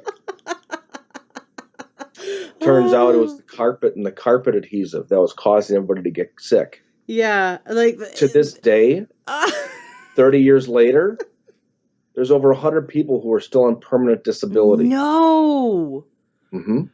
No, I mean, So, this is such a great example. Like so many people blindly trust that the EPA would is out for our best interest, and right. like, well, they wouldn't approve a chemical in our environment that would harm Hmm. us, but they themselves were poisoned by their own building materials that they Yep, were supposed to approve. correct. And Oh my that's because gosh. just what they're looking for. They're not looking for human health issues.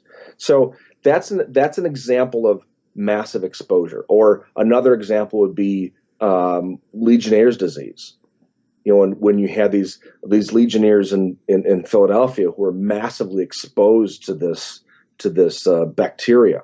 Mm-hmm. Um, the second way that people become chemical sensitive is typically it's um, a high impact medical procedure, car accident resulting in surgery, childbirth, changes the chemistry and electrical impulses in a person's body.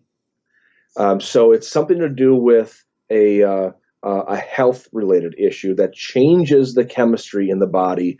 And so you hear this all the time that, somebody has a medical procedure and all of a sudden they get rashes every time they use a certain type of soap. And Mm. it changes the chemistry of the body. So Dr. Wallach, sorry to interrupt, Dr. Joel Wallach, who's one of my mentors, I've had him on the show a few times. He's been my mentor for the last 10 years.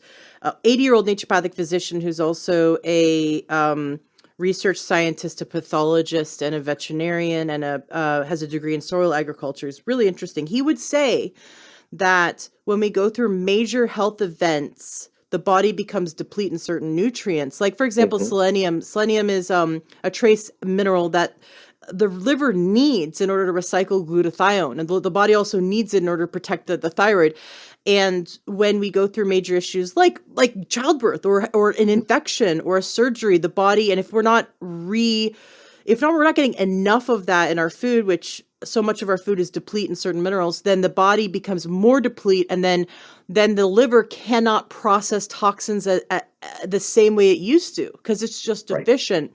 And so that's just that's he often says, if people all of a sudden have these chemical sensitivities after some kind of health event, that we have to look at nutrient deficiencies that were exacerbated by these life events. Well, you mentioned Exactly. Right. Legionnaires. For those who don't know anything about that, can you fill us in? A little bit. Legionnaire's disease is essentially a bacterial infection that was caused by a, uh, Legionella. Um, that is I shouldn't say bacterial infection. It was actually a mold that was growing in the um, HVAC system of a large convention center. And these people, these conference goers, these American Legion, the Legionnaires, where that's kind of came from, were getting sick.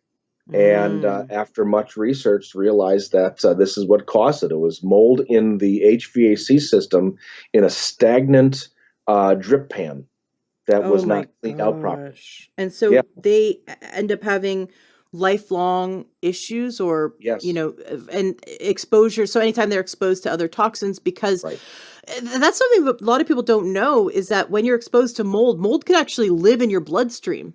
And Yeah. mold can continue to cause toxins for years to come inside your body, just like a parasite would continue to grow, or bacteria or yeast or funk. Hmm. It's similar to that, and that we can. There's certain foods, herbs, and supplements we can take to mitigate that and help the body rid it. But that's like that barrel that you mentioned. Right.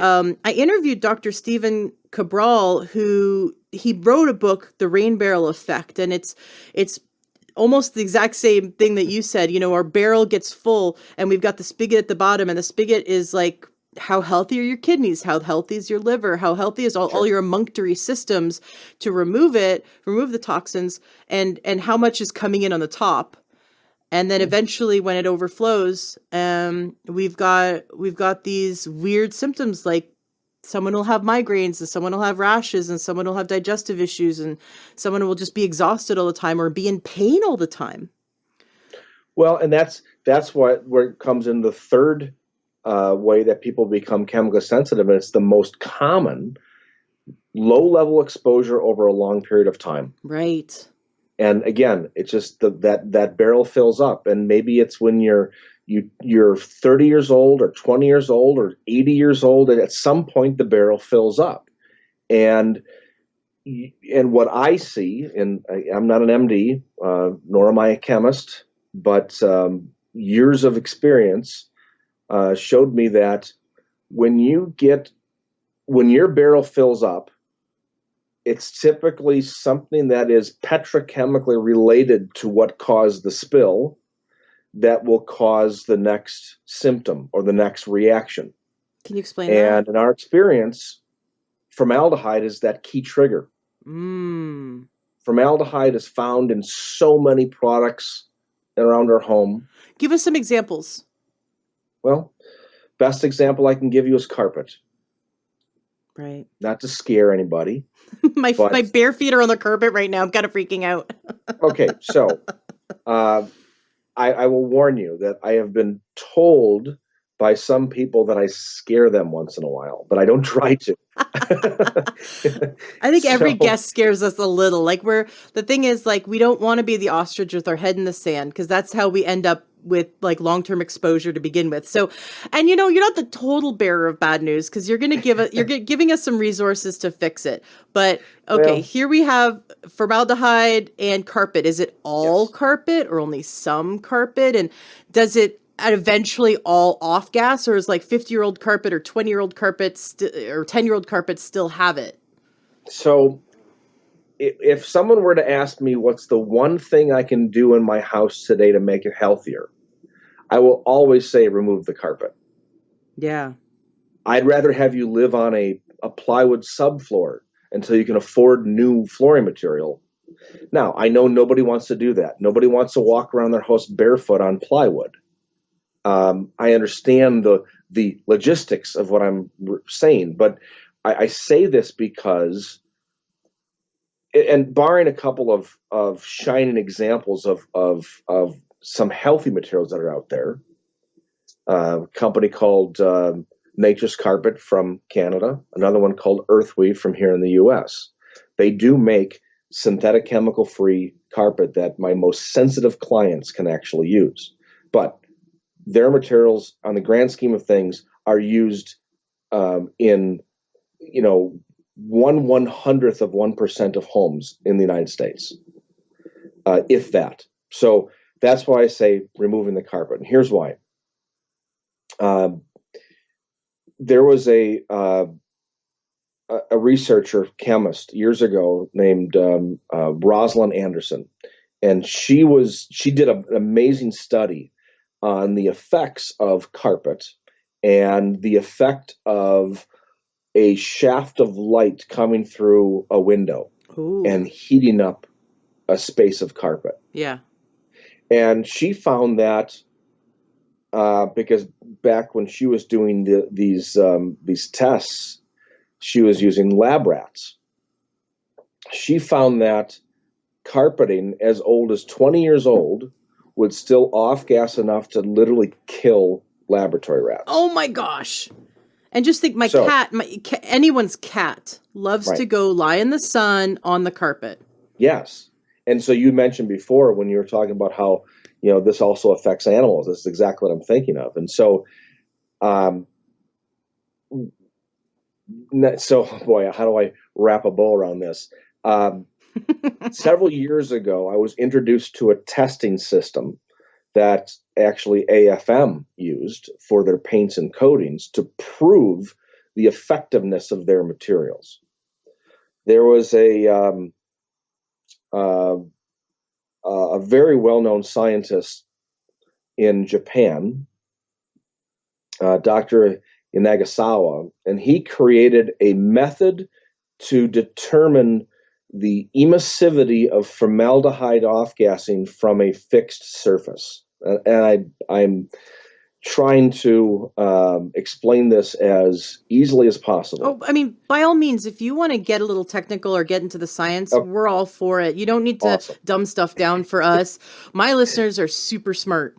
And I'm sure they are. And so allow me to geek out a little bit on this Yeah, stuff. please do. This is Let's what geek out. All right, let's do this it. is what makes me happy. Okay. So if you're a building biologist or an indoor air quality scientist, you walk into a space and you got a handheld monitor and it tells you that you have elevated VOCs and elevated formaldehyde. You might even do, an air capture test where you're absorbing air into a tube and you're actually chemically, you're actually looking at in a lab, either with, a spectrophotometer or other types of devices to read what the chemical compound is in the air. So customer calls, says, "Well, I've done these really, really intense tests, and I found that I've got a formaldehyde problem in my house. Where's it coming from?" Well, AFM years ago started working with Dr. Yanagasawa and found that he used the system to actually determine what in the house was releasing formaldehyde. We can all guess it's from the carpet or maybe from paint that's still off gassing or maybe from cabinetry or this or that. But when you are trying to remediate something inside of your home and you've got a formaldehyde problem, you're literally throwing darts at what you think can be the problem. I mean, I had a situation a few years ago where a client of mine called up and said, "All right, well, we've had 2 air quality scientists in our house. They tell us we got elevated formaldehyde. The whole family is sick. And what we've determined and what they've determined is, well, it's this, we put in new pre-finished hardwood flooring in our house. And they have all said, we've got to remove it and replace it with something else. And so I'm calling you to verify that. And can we get a flooring material that's not going to off-gas formaldehyde?" And I said, "Yes, you can get a flooring material that's not going to off-gas, but let's just make sure it's not something else." Well, I drove up to Minneapolis and I actually had what's called a FRAT system, formaldehyde release attenuation test.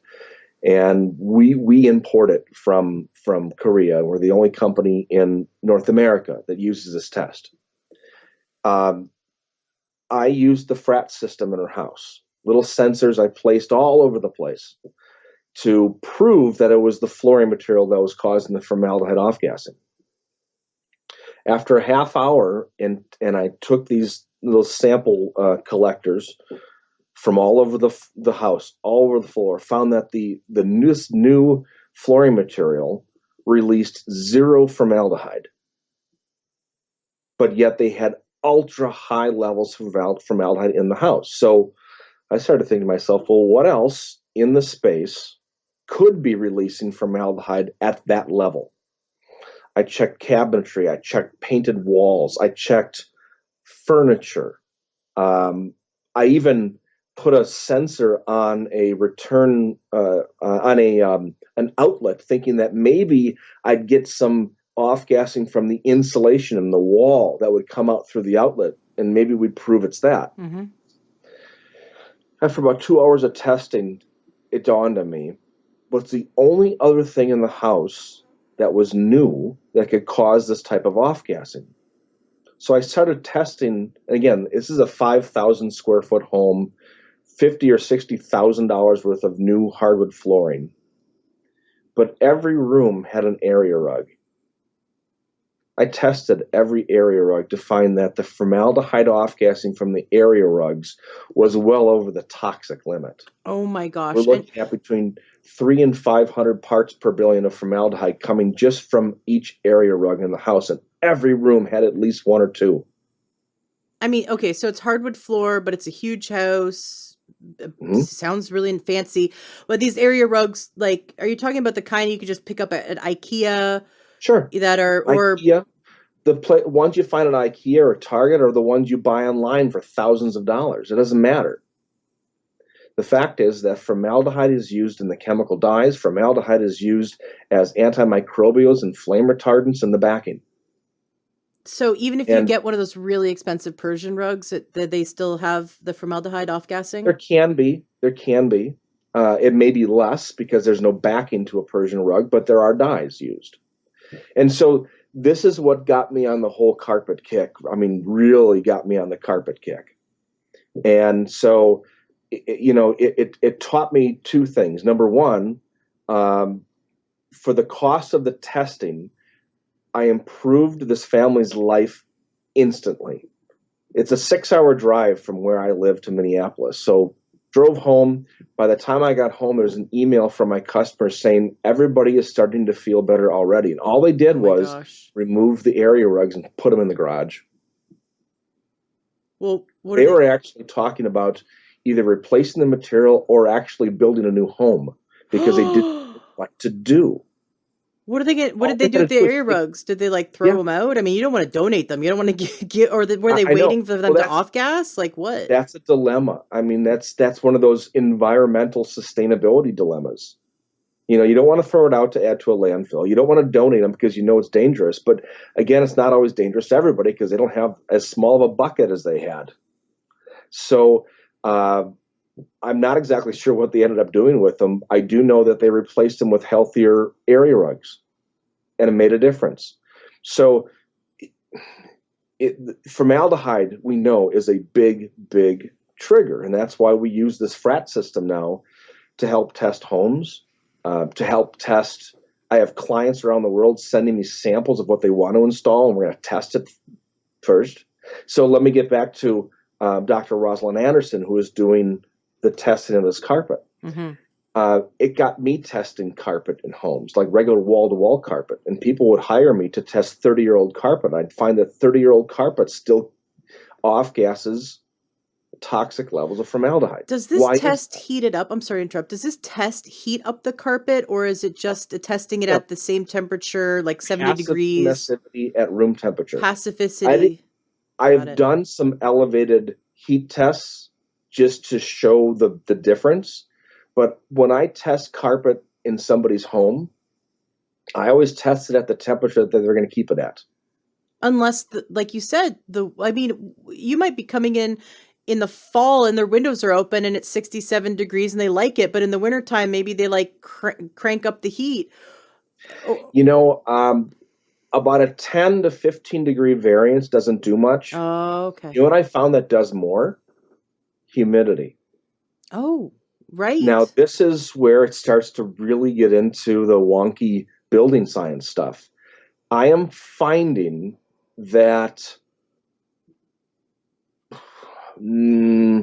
most people's homes and the health of the occupants are just as affected by the elevated humidity or elevated moisture than they are from the chemicals themselves. And the reason is when you get humidity in a home or moisture in a home that gets into a surface, as it evaporates out of the surface, it carries with it the chemical footprint of where it was. So chemicals in materials are more apt to become airborne and therefore ingested or inhaled or absorbed by us if they come off of a surface with the humidity coming from that surface. That makes total sense because Yeah. the body, so much of the body is water, and if and humidity allows for toxins to travel farther and also get absorbed by the body more readily.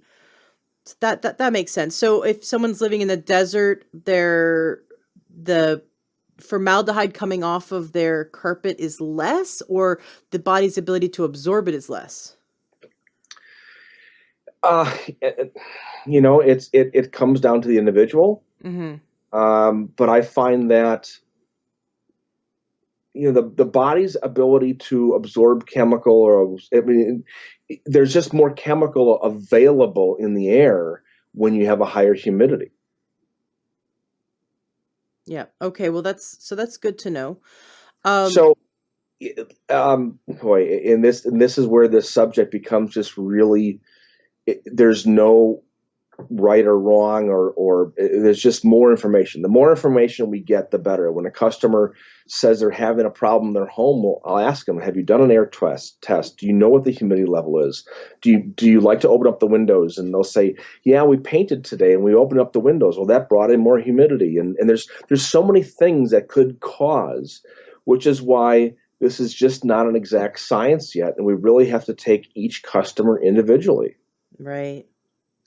So this, I think you were telling the story of that we got off track, but you're telling a story of using this special machine, and you're using it on carpets, um, Yes, and you're finding formaldehyde, which is only one of many things that off gases from carpets. correct.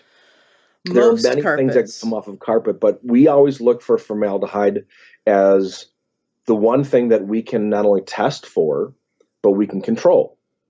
Now, I Uh, interviewed Dr. Ben Lynch. It's episode 225, and he wrote a book called Dirty Genes. I highly recommend that book. And he mentioned some simple things that we can do in our lifestyle right now to reduce toxic overload. But one thing he said, which just floored me, because I've always cooked with gas. Very seldom have I used electric stove. I've opted for homes or apartments or condos or whatever that had gas. I'm a foodie. I love cooking healthy food, but gas for me is so much fun to cook with versus electric stove or mhm, induction stove. And mhm, he says if you cook with gas, you absolutely 100% of the time have to have the ventilation on, the hood on. And there are even homes that I'm surprised. I've met two friends who have gas stoves and have zero ventilation. Zero, right, zero right. hood. And that's surprised me. But what he said was if you're using natural gas, you are breathing in formaldehyde, because formaldehyde is in natural gas. I don't know if it's just in it or they add it to it, but it is in natural gas to the point where if you don't ventilate, you're breathing in more formaldehyde. And what he said was, and I'm trying to remember, he obviously can say it in more scientific terms, but it essentially causes an epigenetic shift in our gene expression in the ability for our liver to handle toxins. And so it Right. shuts down or suppresses our ability to handle toxins, which It then is going to make it overloads the worse. system, Right. essentially. It overloads the system, and that's the thing. And now the flip side of that is you start cooking with using electric, and now you have to be concerned about electromagnetic fields. And Yeah. so this is where, with our clients, I'll have to say there is no perfect solution for everybody. There's no one thing that helps everybody. So, Ben is right in saying that if you're cooking with gas, it has to be well ventilated. And I'll take that one step further. If you're going to use a gas range top or stove, you better make sure it's the absolute best quality unit you can afford, because as the quality level goes up, and this is why I always recommend using, a Wolf or Viking or Thermador. And I know they're very expensive, but when you get to the more expensive units, they have sealed burners. Mm-hmm. So, yes, when you're cooking, you have to have the vent on. But what if you're not cooking? What if the unit is just sitting there being unused? The lesser quality systems will actually leak little bits of gas out of each burner. And I own a natural gas detector, and I go around to some people's homes, and it's like, oh my gosh, this is This is a toxic level of gas that's coming out. Oh my And even gosh. beyond that, even with the expensive units, you have to be concerned about the connections of the gas pipe itself, making sure that was done properly, and you inspect it every couple of years to make sure it's not leaking, because that's where you're going to get natural gas leaking into your home passively without you even using the stove. And nobody is going to run their exhaust hood 24/7 in case that happens. We only run it when we're using the stove. So Yeah. it's be mindful of the quality, and always, if you know somebody with a meter, or buy one yourself and just check it. I use it around the house all the time to make sure that my furnace isn't leaking, my hot water heater isn't leaking. I've used it in commercial buildings. I mean, it's just an invaluable tool. Oh, that is so fascinating. What other things are like really common that are kind of mind-blowing that people don't know about? Hmm. So inside of a home, when it comes to chemical toxicity or chemical off-gassing, 90% of what you can experience in that indoor air quality is going to be because of things you can see and touch. Mm-hmm. Floors are number one. Floors are always the first thing we look for. And obviously, you know how I feel about carpet, but floors in general can be the biggest offender in a home. Second thing, walls and ceilings. All of your painted or wallpapered or finished surfaces. The third thing would be cabinetry and woodwork. The last thing would be your own personal furnishings and finishes, your window treatments, your furniture, your clothing, things like that. Those four things cover 90% of the potential toxins in your home. So insulation behind the walls, uh, sheathing, roofing materials, additives in concrete, things like that only constitute up to 10% of the toxicity. The problem is that when you're remodeling a home, you typically don't get involved in testing or fixing those things. You typically only have one chance to choose the right materials for those applications, and that's during new construction. Mm-hmm. So if you're living in an apartment, if you're living in a home that you just want to help, and you can't do anything structural. And I'm not saying throw out your furniture, throw out this, throw out that. When it comes time to buy something new, then let's try to choose things that are, organic, organically sourced materials that are actually being sold as being free of health hazards and toxins. You can't really replace your cabinetry when you're renting, but you can improve the indoor air quality by maybe getting a portable air purifier. Mm-hmm. Keep in mind that the bedroom in anybody's residence, home, office, or home, apartment, doesn't matter. If you own or rent, the bedroom is the sanctuary. It should be. This is where we spend hopefully 6 to 8 hours a night, and the body regenerates itself. Mm-hmm. You have to be in a pristine environment in order for the body to do its best work. And so make sure that that is the healthiest room. I Your have an Austin mattress, air filter, and we yes. got it a few years ago. My son has had some issues with asthma, which we finally figured out was related to some allergies. Which no one in our family has these allergies, so we're like, what's going on? But sometimes kids will grow out of them. But it has allowed us to dive into this world of looking to clean up the air quality even better. And a few years ago, I think it was about 3 years ago, there were some really bad forest fires in BC, in Washington, and all the whole actually western seaboard was basically on fire a few years ago, as it was this last year. Mm-hmm. But back then we didn't have an air filter. I wasn't even thinking about it. We had all the windows open, and it was kind of a really hot, I think it was maybe August or September. It was so hot out that we had a box fan blowing air, cooler air into the bedroom. Of course, it was Hmm. blowing all the smoke into the Right. bedroom. And I wasn't really thinking about it because there weren't any forest fires like near us, but the air quality was so poor that it damaged our lungs. And all of us ended up within a month or two, we all had bronchitis. And I talked to my naturopath who said that pretty much all of her clients that didn't have an air filter ended up with some form of bronchitis or pneumonia. And that's what led me to look into this. And I kind of was like hitting myself because I'm like, I'm so into health. How could this have been in my blind spot? But, Yeah. this is how we learn. And so I got it. After research and talking to a lot of holistic doctors, I ended up getting an Austin air filter, and it is an investment. It's between $600 and $800 depending on the unit you got and get. And I decided to get the one that removes mold and viruses. I mean, really tiny particles. Hmm. And we have loved it. It makes when we walk into the bedroom, it actually smells like a forest. The the air changes when we walk It in. does. It's It does. very interesting. Um, and I don't particularly feel like I live in a toxic home, but that air filter we run in the bedroom, and it really does change the feeling of the air, the smell of the air, just the quality overall.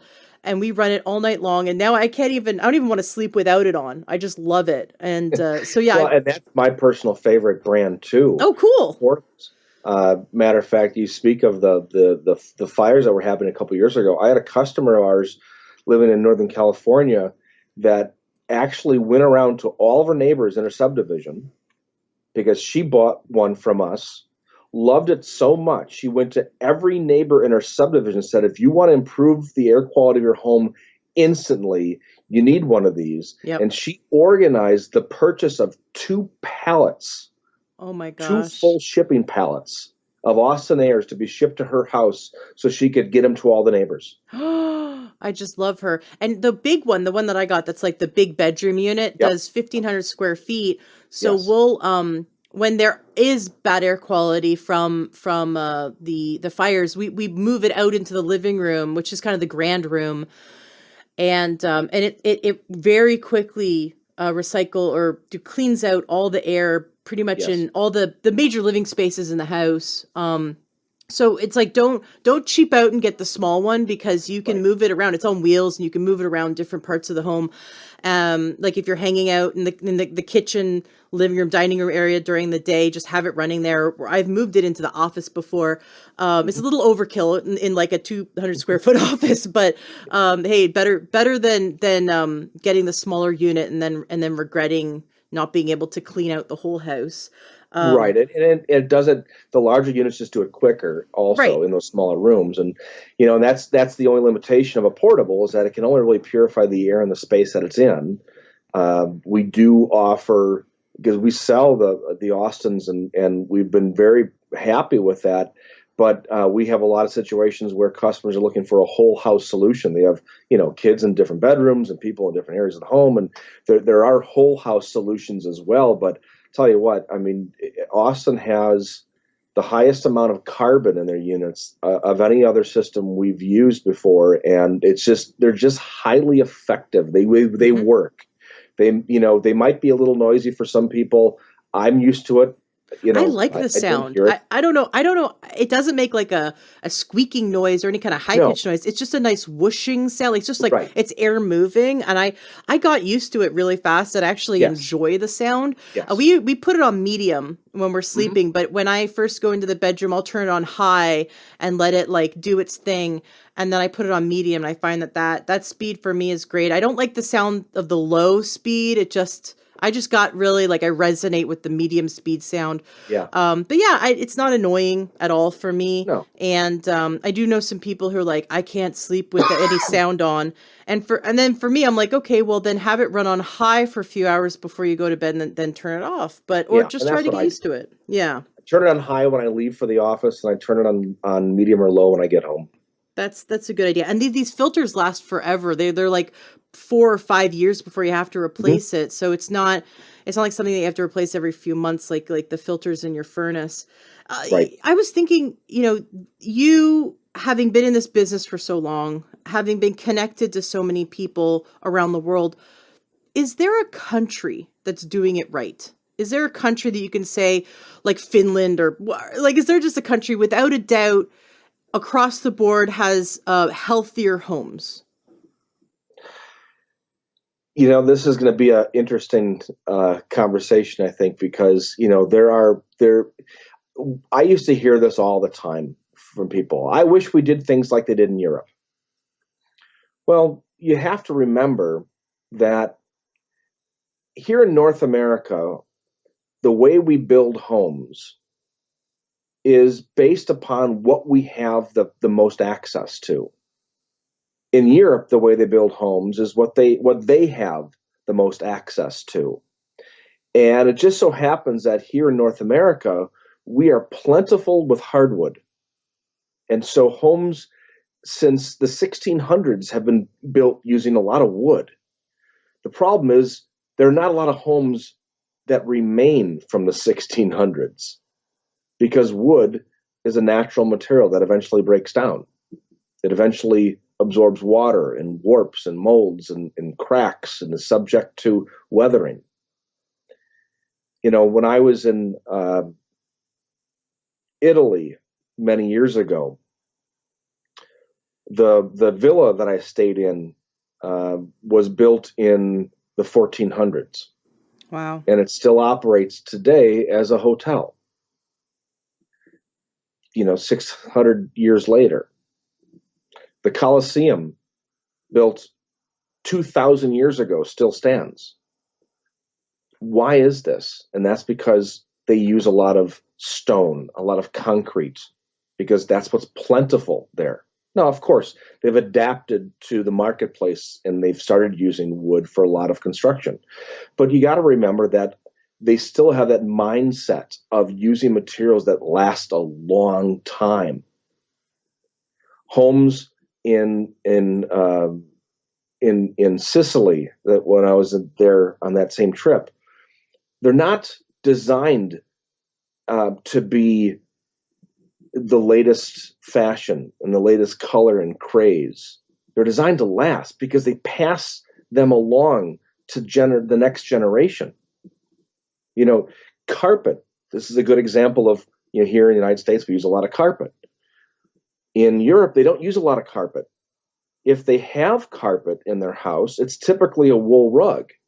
And it's typically a wool rug that they can roll up and take with them if they ever move, because wool lasts 80 years. Whereas the plastic and synthetic carpets that we use here are designed to last, 7 to 20 years at maximum, because we typically either move or just feel, we get bored with what we have and we want to change it to make it look different. So it's the mindset of that. They're not as concerned about trends and fashions and comfort per se. They're more concerned about, cost and longevity and passing along to the next generation. So I guess I'd say, Europe has a lot of things on us, and older countries than the United States. The United States is so young. We're only a few hundred years old. And when you take an airplane from New York to Los Angeles, and you notice that 99% of what you fly over is greenery and not homes, they're not people. You're flying over in unhabitated space. When you go to Europe and you say, well, Italy's got 50 some million people living in it, and it's the area of the size of the state of Wisconsin. We've got, 5.5 million people. It's that there's more people there. They've been around longer there. They've learned to live within their environment, and so that's just the way it's done. They don't. There are a lot of countries that still don't do things like refrigeration for foods because they can't afford it, or they don't have a good electrical grid, and so they buy the food that they prepare for the day, and whatever's left, they don't save for tomorrow. They usually give to the farm animals because okay, that's done. Tomorrow we'll buy food for tomorrow. And so that's the mindset they have. And they do a lot of recycling because they have to. They don't have a choice. Now, I wish there were things that they would do that was better. I think the rest of the world does a very, very poor job in recycling, specifically of plastics. I think the United States leads the world in recycling, and the reason is because we figured out a way to monetize it and make it worth everybody's while. But so there are things that we are doing here. I think from a health aspect, we're doing some things that are better than what's done in Europe.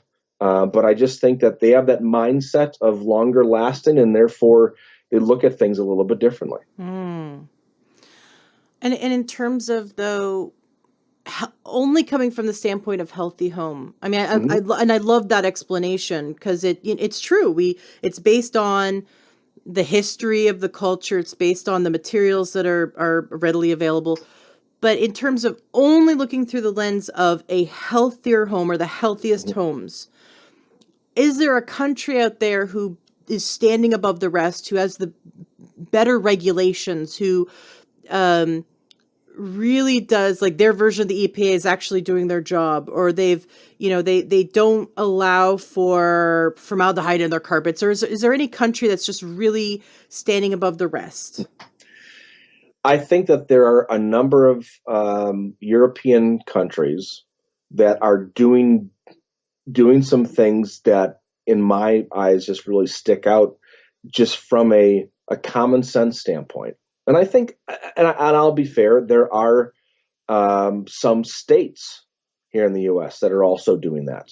Oh, There yeah. are some states now where it's building code. You have to put in a heat recovery ventilator to bring in fresh air, because as we talked about a little while ago in our discussion, new homes are being built so tight that we're not getting those natural airflow into the home, natural fresh air, because it's against the building science to have energy leaks. Well, state of Minnesota several years ago adopted into their building code that you have to have an indoor or an air exchange system for new construction to bring in fresh air, because they recognize that these homes are being built so energy tight, so efficient, that people aren't getting enough fresh air. So I Yeah. think Oxygen. that's happening.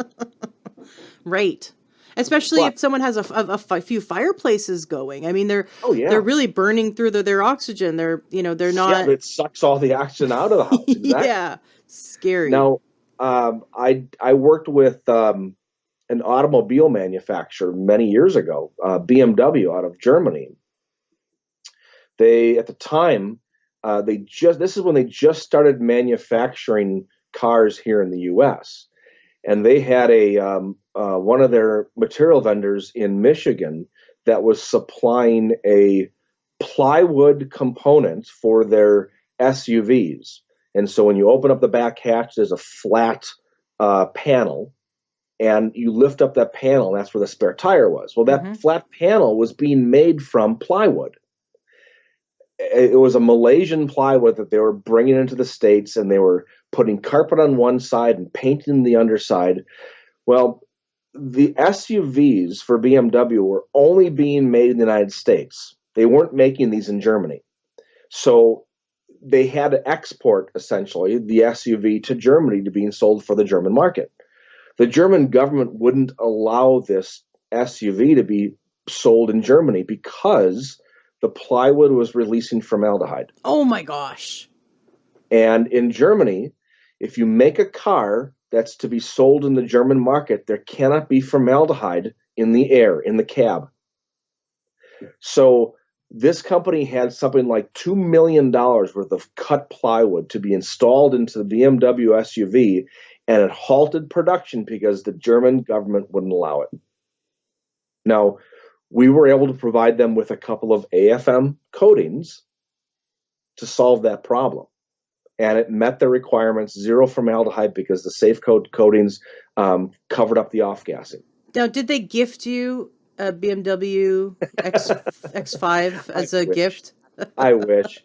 But no, it actually got me on the whole kick of finding manufacturers that utilize healthier processes. That's really And cool.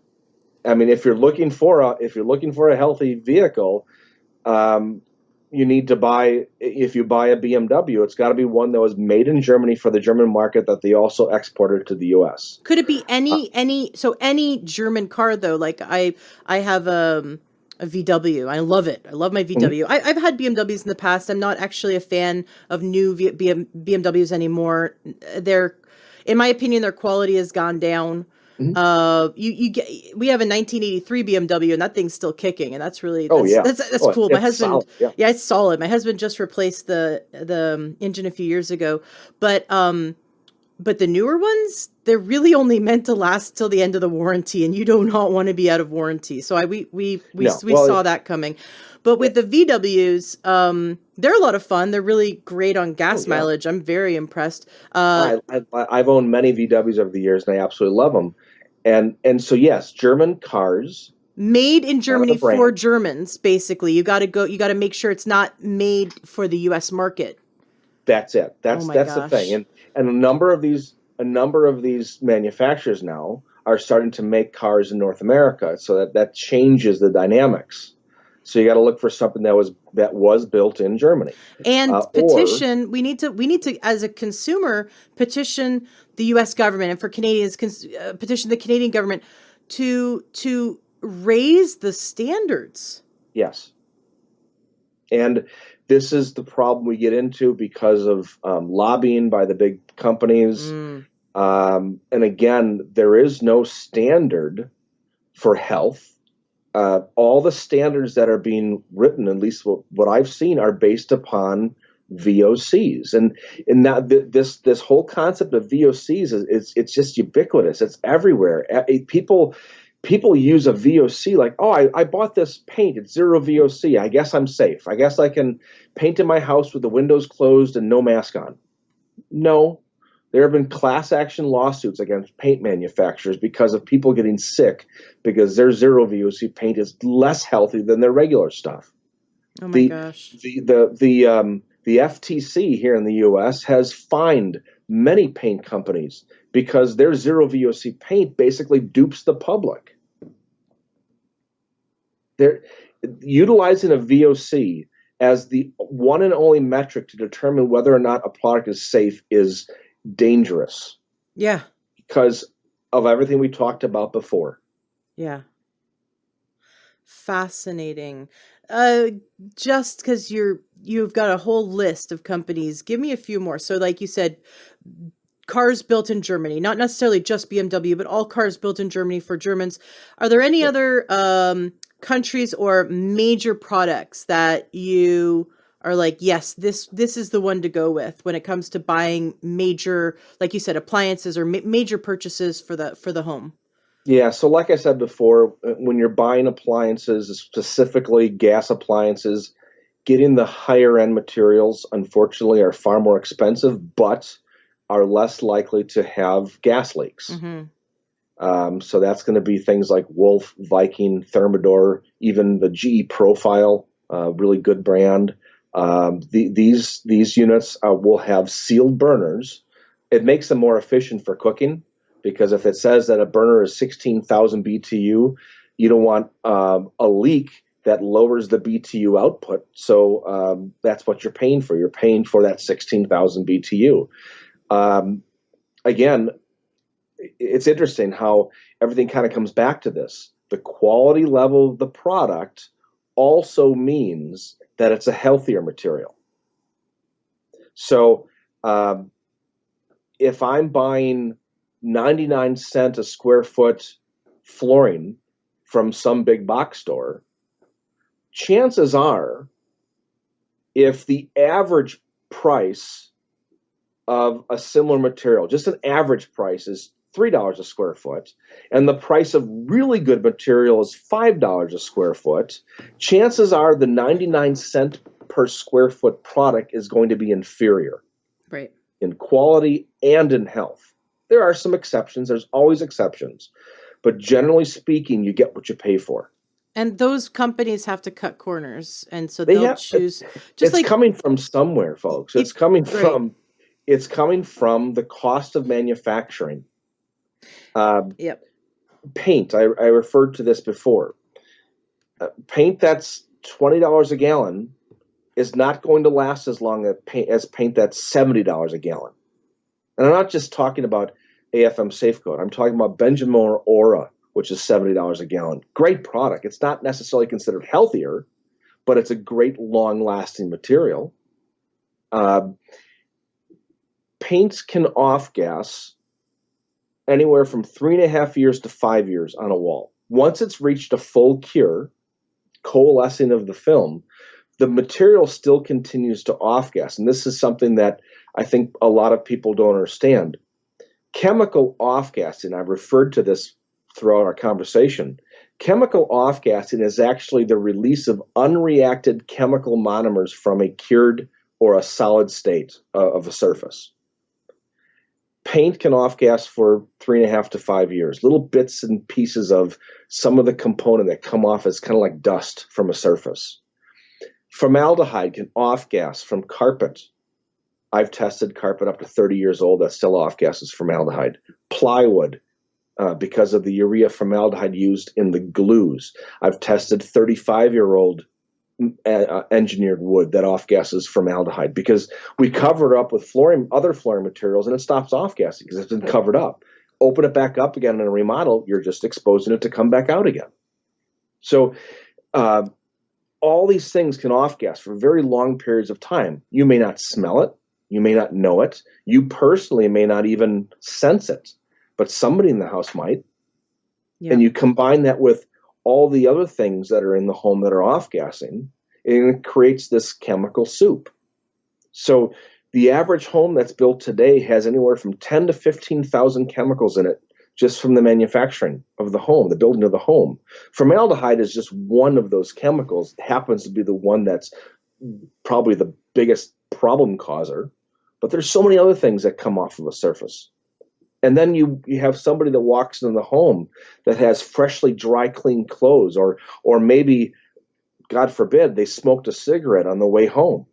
And that adds another 2,500 chemicals. And you can see where we get inundated with chemicals on a daily basis. There is no perfect way to take care of this. I wish there was. I wish there was the perfect healthy home. I wish there was the perfect healthy product. But so what we try to do as a company, as a consultant, is to help lower the exposure. We're never going to get it 100%, folks. It's just impossible. But we're going to try to get it lower. We're going to try to get, we don't strive for perfection. We strive for tolerance. Let's get that overall load lower, so maybe it's not going to fill up that bucket at all in your lifetime.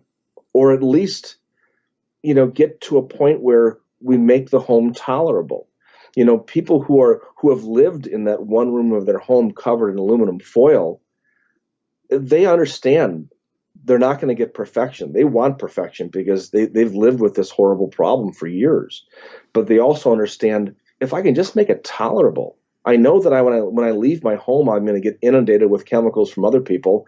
But when I come home, at least I'm coming to a healthy sanctuary. And that's what we strive for. I love it. Well, you are such a fantastic resource. And of course, I definitely recommend listeners checking out your podcast. They can continue learning from you, and they could give you a call and hire you for a quick consult, like a 15-minute or a longer consult, if they're looking at replacing flooring or replacing cabinetry, or if they're just got some concerns about what's in their house or thinking about repainting, that kind of stuff. And I'm sure we haven't even scratched the surface. You have so many years of experience, and you like me love to dive in and learn. And you have had experience with thousands upon thousands of clients. So I'm sure there's areas we didn't even get to talk about today, but we did cover some really well-rounded things, shed light on more of the common things that people need to know about when it comes to the environment of their home. I like that we touched on cars because we spend a lot of time in our home and a lot of time in our cars.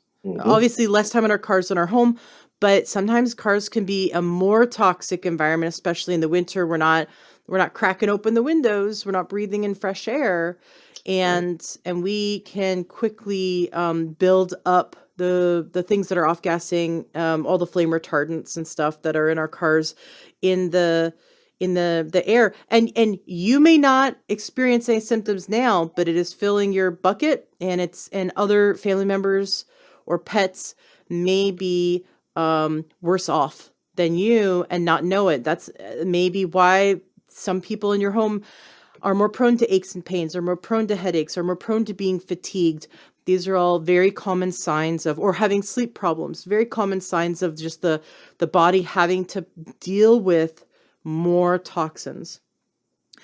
What, to wrap things up, what are some actionable steps that people can take? Should we just like open our windows even if it's the winter time? You've already mentioned getting an Austin air filter, and you talked about they could actually buy it from you, which is great. Mhm.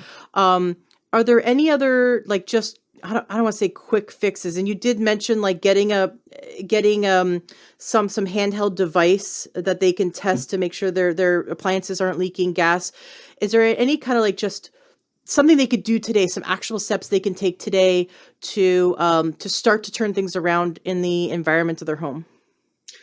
So a lot of it has to do with their living situation, whether they own or they rent. But the first thing I'll say is that if you are just noticing a general uncomfortableness when you're in your house, you have kind of like flu-like symptoms. I know right now it's a little difficult because, as you say, we're all spending a lot more time in our homes than ever before, and we're also all kind of dealing with people. COVID is running rampant, and I myself have had it, and it can give you all those same flu-like symptoms. But if generally speaking, when you come back home to your place of living, if you just don't feel comfortable, there could be anxiety issues. These are all symptoms of some type of an indoor air quality problem, be it from chemical exposure, from mold exposure, or even electromagnetic field exposure. So I recommend getting your air quality tested. There are some pretty inexpensive systems on the market that allow you to test the indoor air quality of your home to at least give you an idea of what we're dealing with. And then from that, again, carpet is an issue, area rugs can be an issue, but most important is make your bedroom a healthy sanctuary. At least try to get those 6 to 8 hours a night of really undisturbed, healthy time to allow your body to heal. And make sure you're using cleaning materials that aren't adding to the chemical toxic soup in your house. Probably the best thing I can say for people who are renting is to, as a consumer, at least the things that you bring into your house, try to make sure that you are doing your best to eliminate chemical off-gassing. Again, it's very difficult as a renter because a lot of times you're buying maybe furniture from the big boxes to fill the space, and a lot of times that furniture is made with formaldehyde laden particle boards and plywoods. But if you can, if the budget allows, buying better quality material means usually getting products that are made with solid woods. And so it's going to actually, the side benefit is it's going to be a healthier piece of furniture. So things like that, just kind of think about how the product might be made, and maybe if that means holding off on buying something until you can afford something that is of a higher quality, that's going to help you in the long run. I love it. Yeah, everyone wants to save money, but when you look at buying furniture, the cheaper the material, the quicker the furniture is going to break down. And then you have Right. to replace it more often. And like my bed, for example, I did a lot of research and talked to a lot of health experts before we settled on the type of mattress we were going to buy. And I am so thankful we did, because the mattress we bought, not only is it non-toxic, and they really pride themselves on this, and they'll even give you 100% of the whole list of chemicals or building materials that have been used to make this bed, but it's also designed to make the deepest, most healing restorative sleep. And if you're sleeping on something for 8 hours and your face is right against it, you could be breathing in God knows what. And there's so many mattresses that have flame retardants and all that kind of stuff that Exactly. you could be breathing in. I'm so happy that my bed is one of those that doesn't. That's like actually like just like you said, you make healthy buildings, and this is like a healthy bed, and it's an investment. It's a Hmm. more expensive mattress. It's like double the price of normal mattresses, but they also have a guarantee that it lasts for 20 years or more. That Hmm. and they stand behind that. They'll replace your mattress if there's any warping or at all for 20 years.